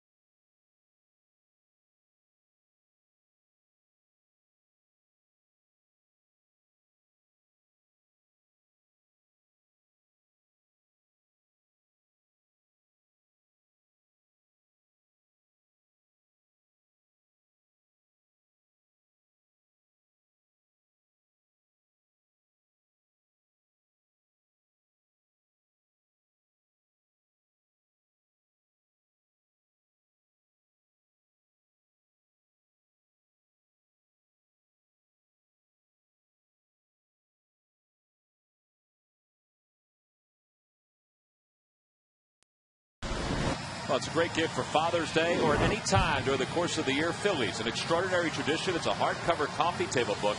It is the definitive pictorial history of the Phillies. It features over 400 photos, plus rare pieces of memorabilia and original essays from Phillies stars, past and present. It's a 252-page book. It covers the storied 128-year history of Phillies baseball. You can get it at the Majestic Clubhouse store or by calling 877 Go Phils. We've had a chance to look at a copy of that book, and it is outstanding. As we go to the bottom of the 8th, Carl Pavano's still in there facing Wilson Valdez, and Valdez lines the first pitch foul, and it's 0-1. And in that book, there are so many different remembrances of Connie Mack Stadium, Veterans Stadium and some of the great moments in Phillies history. You see all the dads that are here at the ballpark wheels with their kids enjoying this Father's Day. I know that growing up it was always great to go to the ballpark with my dad. I know you felt the same way going to Connie Mack Stadium and places like that to enjoy a game and just to kind of soak in the atmosphere. Connie Mack Stadium was a fun place to go to. Chopper back to the mound, one away.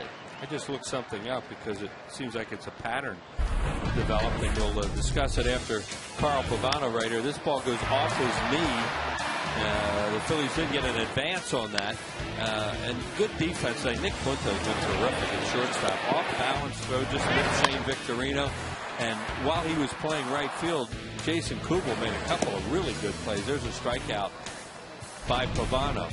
Now, the Phillies, after the second inning yesterday, have scored 4 runs, and they're all homers.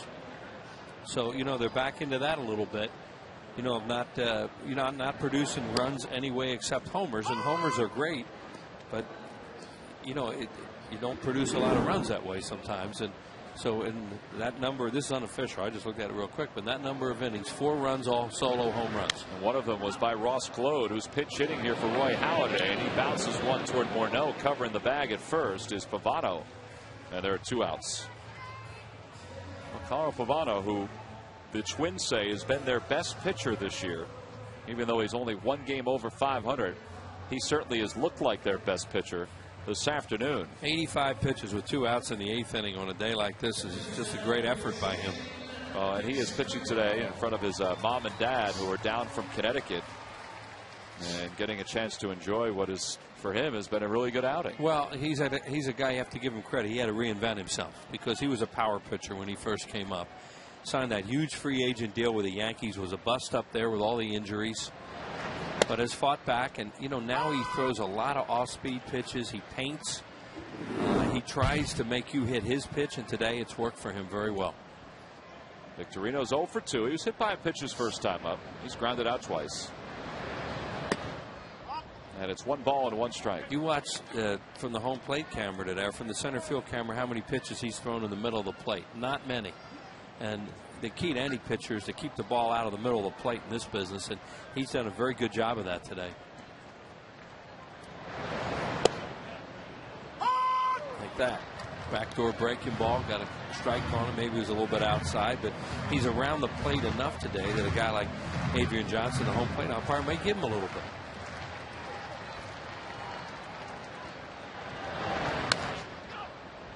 That's a fair ball right over the bag. Another ground ball out here in the 8th inning. Another off-speed pitch. So 1, 2, 3 go the Phils here in the 8th. We move on to the 9th. Carl Pavano, the Twins, lead it 4-1.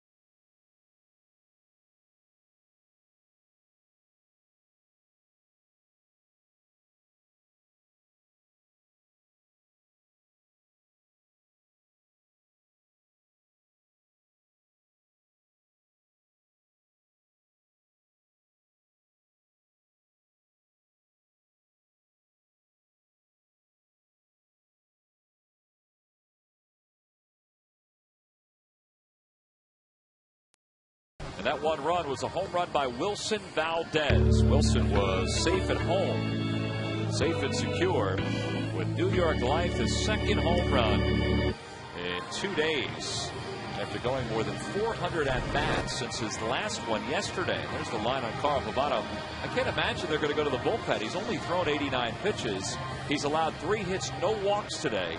There is nobody loosening up in the Minnesota pen. You can see it right there. And they really needed that because their bullpen has been used a lot in the last 2 games, to the point where they had to bring a kid up yesterday to pitch and did a great job. And, you know, they would like not to have to use anybody. Yep, their starters the first 2 games of this series went an inning and 2/3 each.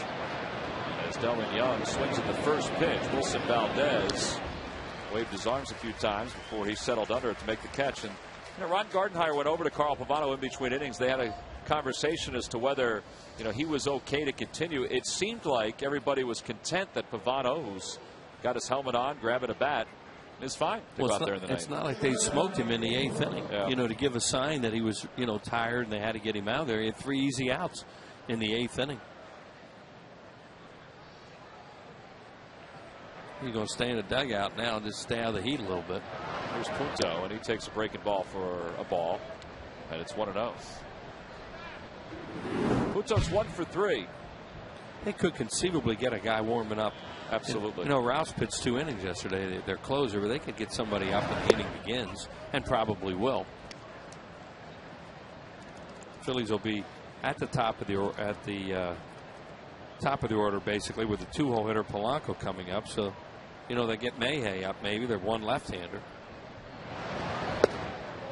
Level low, 3-0. Nick Punto was walking around today with a picture in the Twins clubhouse. Had a lot of dust on top of it. It was hanging up in the clubhouse. It was of the first game back after the 9/11 tragedy.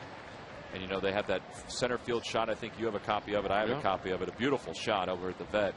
And Nick was couldn't figure out where he was in the line. And he decided that the guy who he thought was him was P.J. Forbes, and that he was somewhere outside the shop. But he was going around thinking, I think that's me right there. But he knew he was on that line. He was on that line somewhere, Yeah, well, you would never forget that night. Nope. Phillies in the Braves that night. Scott Rowland hit a couple home runs off Greg Maddux in that game. Shot into foul territory. Polanco makes the catch, much to the dismay of Nick Punto. And they're 2 away. He has a temper. I was talking to him today about Vuk, John Vukovic. I said that we were discussing his relationship with Vuk the other day, and he said, I love that guy. How much he misses him, and it was kind of neat. Well, it's good to hear because he made him better. He's a major league player now, and Vuk's one of the guys responsible for that, because he tried to teach him how to play the game right and be a professional at the same time. Some guys don't want to hear that, but to Nick's credit, he's still around, and he's a good player. Swing and a miss, and it's 1 ball and 1 strike to Pavano.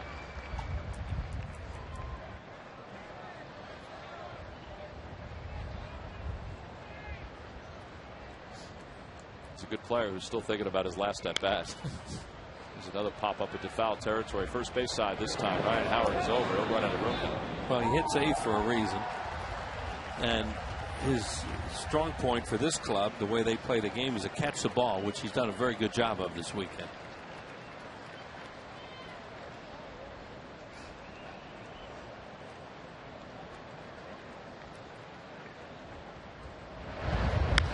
Back toward the middle to his left, Valdez. He's got it on the edge of the outfield grass. Pavano, who is barely in a trot, is retired. It's the first time today the Phillies are retired. The Twins in order. So we go to the bottom of the ninth. Phillies down to their final 3 outs.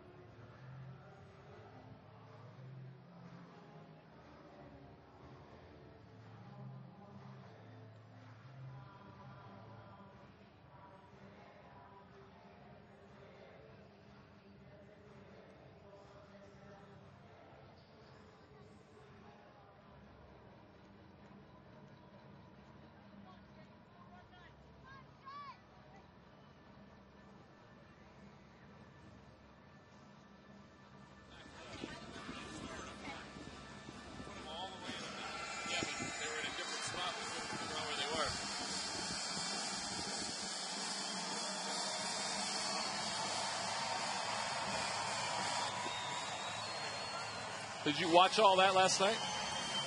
The Open? Oh, yeah.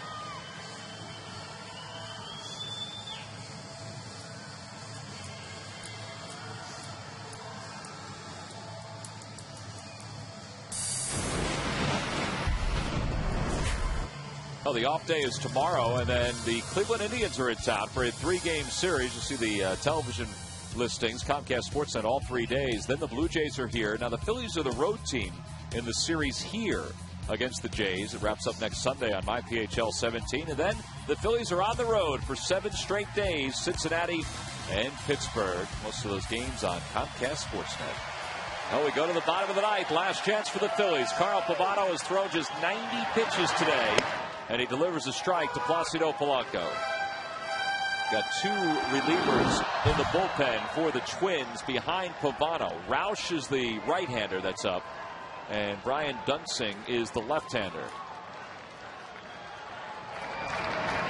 Outside, 1 ball and 1 strike.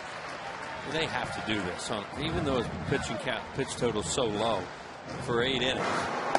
You know, you really don't want to warm 2 guys up because it's almost like they get into the game, but you know, they have to have them ready. It's only a 3-run game.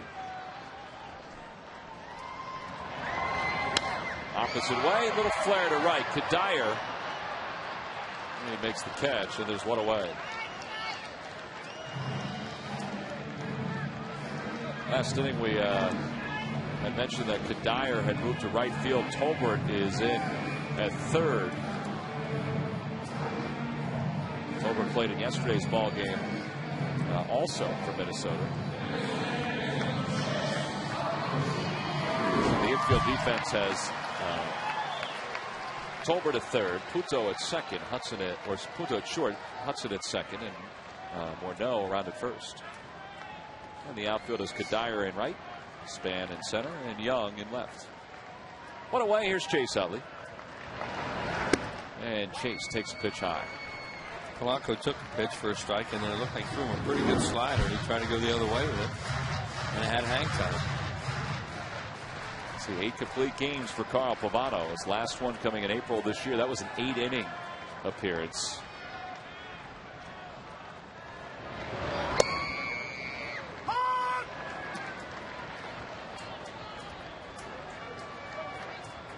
Twins acquired Pavano last year from the Indians.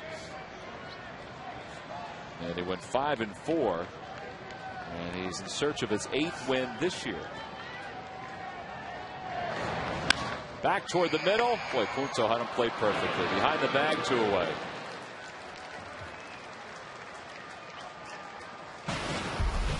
Well, it's time now for our W.B. Mason delivery of the game. We talked about the Twins hitting some homers. Here's one of them.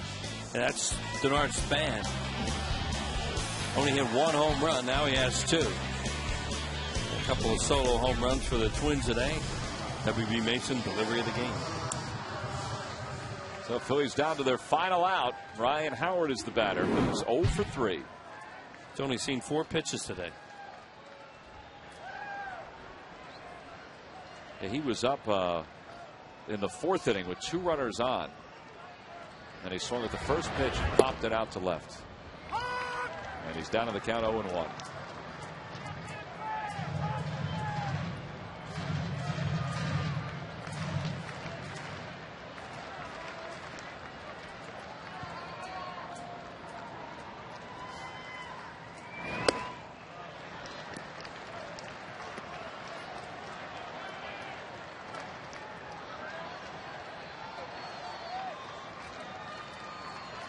The series started out on such a good note on Friday night.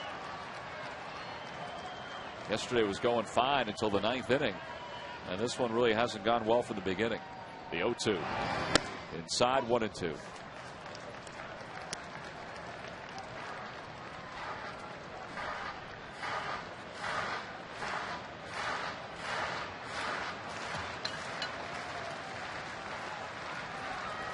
One and two the count to Ryan Howard. And he fights that one off down the left field line. And it's foul. So Pavano's thrown 99 pitches today. And this next one will be number 100. And look at the splits. Just 28 balls. And Wheels, you mentioned that in the scouting report. He doesn't walk a whole lot of guys. He plays to contact, and he's done it today. Right on was the scouting report on what Pavano has done. He will throw the ball around the plate, and he wants you to hit it. And Ryan does hit it foul to stay alive. When Pavano first came up, he could overpower batters, but as much as anything, he would break bats with a heavy, hard sinker ball. Doesn't have that now. But he's had plenty today.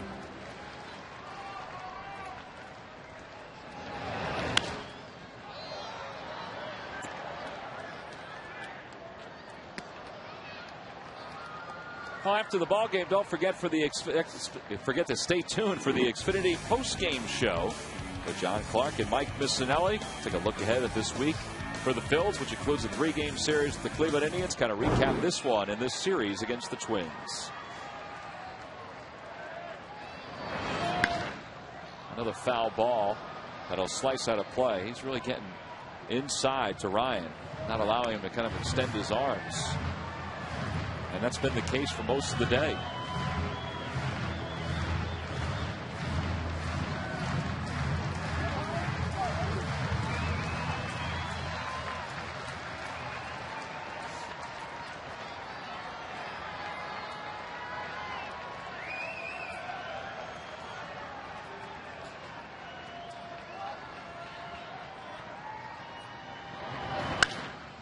Little roller right side. Puto can't get it. It's a base hit into right. So Howard is aboard.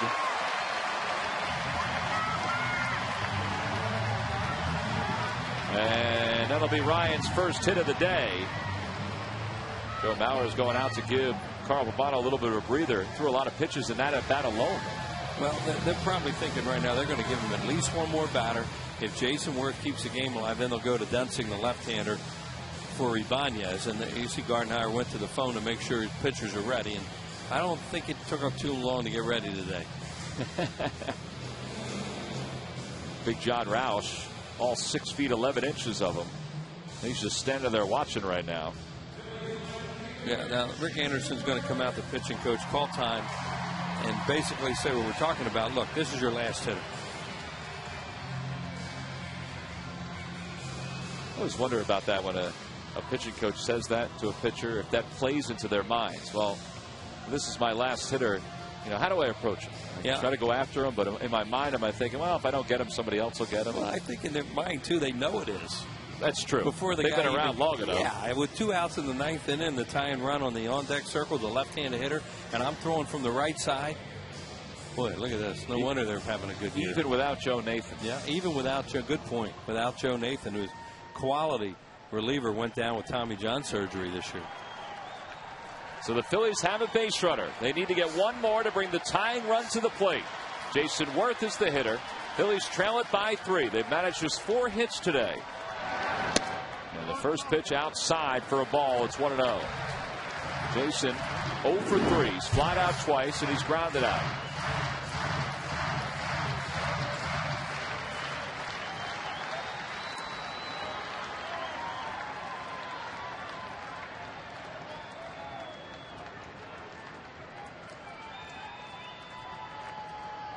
Ryan goes. The pitch is hit in the air to left field. Not deep. Young coming on, and he makes the catch. And Carl Pavano on Father's Day throws a complete game with just 104 pitches this afternoon. And the Minnesota Twins have taken 2 of 3 from the Phillies. 9th complete game in the career of Carl Pavano. And it's his 8th victory of the season. He had to work to get the final out here in the 9th inning, but the tying run never did come to the plate. Part of the reason why is because the Twins offense was able to tack on a run in the 8th inning on a solo home run by Justin Morneau. So the Phillies dropped 2 of 3 to Minnesota, and pitching's been a big storyline for the Twins this series, Wheels, and it was today. Yeah, well, their pitching was not good in the first 2 games with their starters, and today it was outstanding. Carl Pavano just dazzled them. He even got the last out of the game on a changeup here in the 9th inning. He used all his pitches. He kept the ball in the middle of the plate, and when the Phillies did hit balls hard, they made some plays. Kubel made 2 of them on Utley and also on Ibanez, and that looked like a changeup there to Worth for the final out of the game. So, hey, Pavano's a Chevrolet player of the game. You pitch a complete game on a day like this in this park with this heat, that's an outstanding job.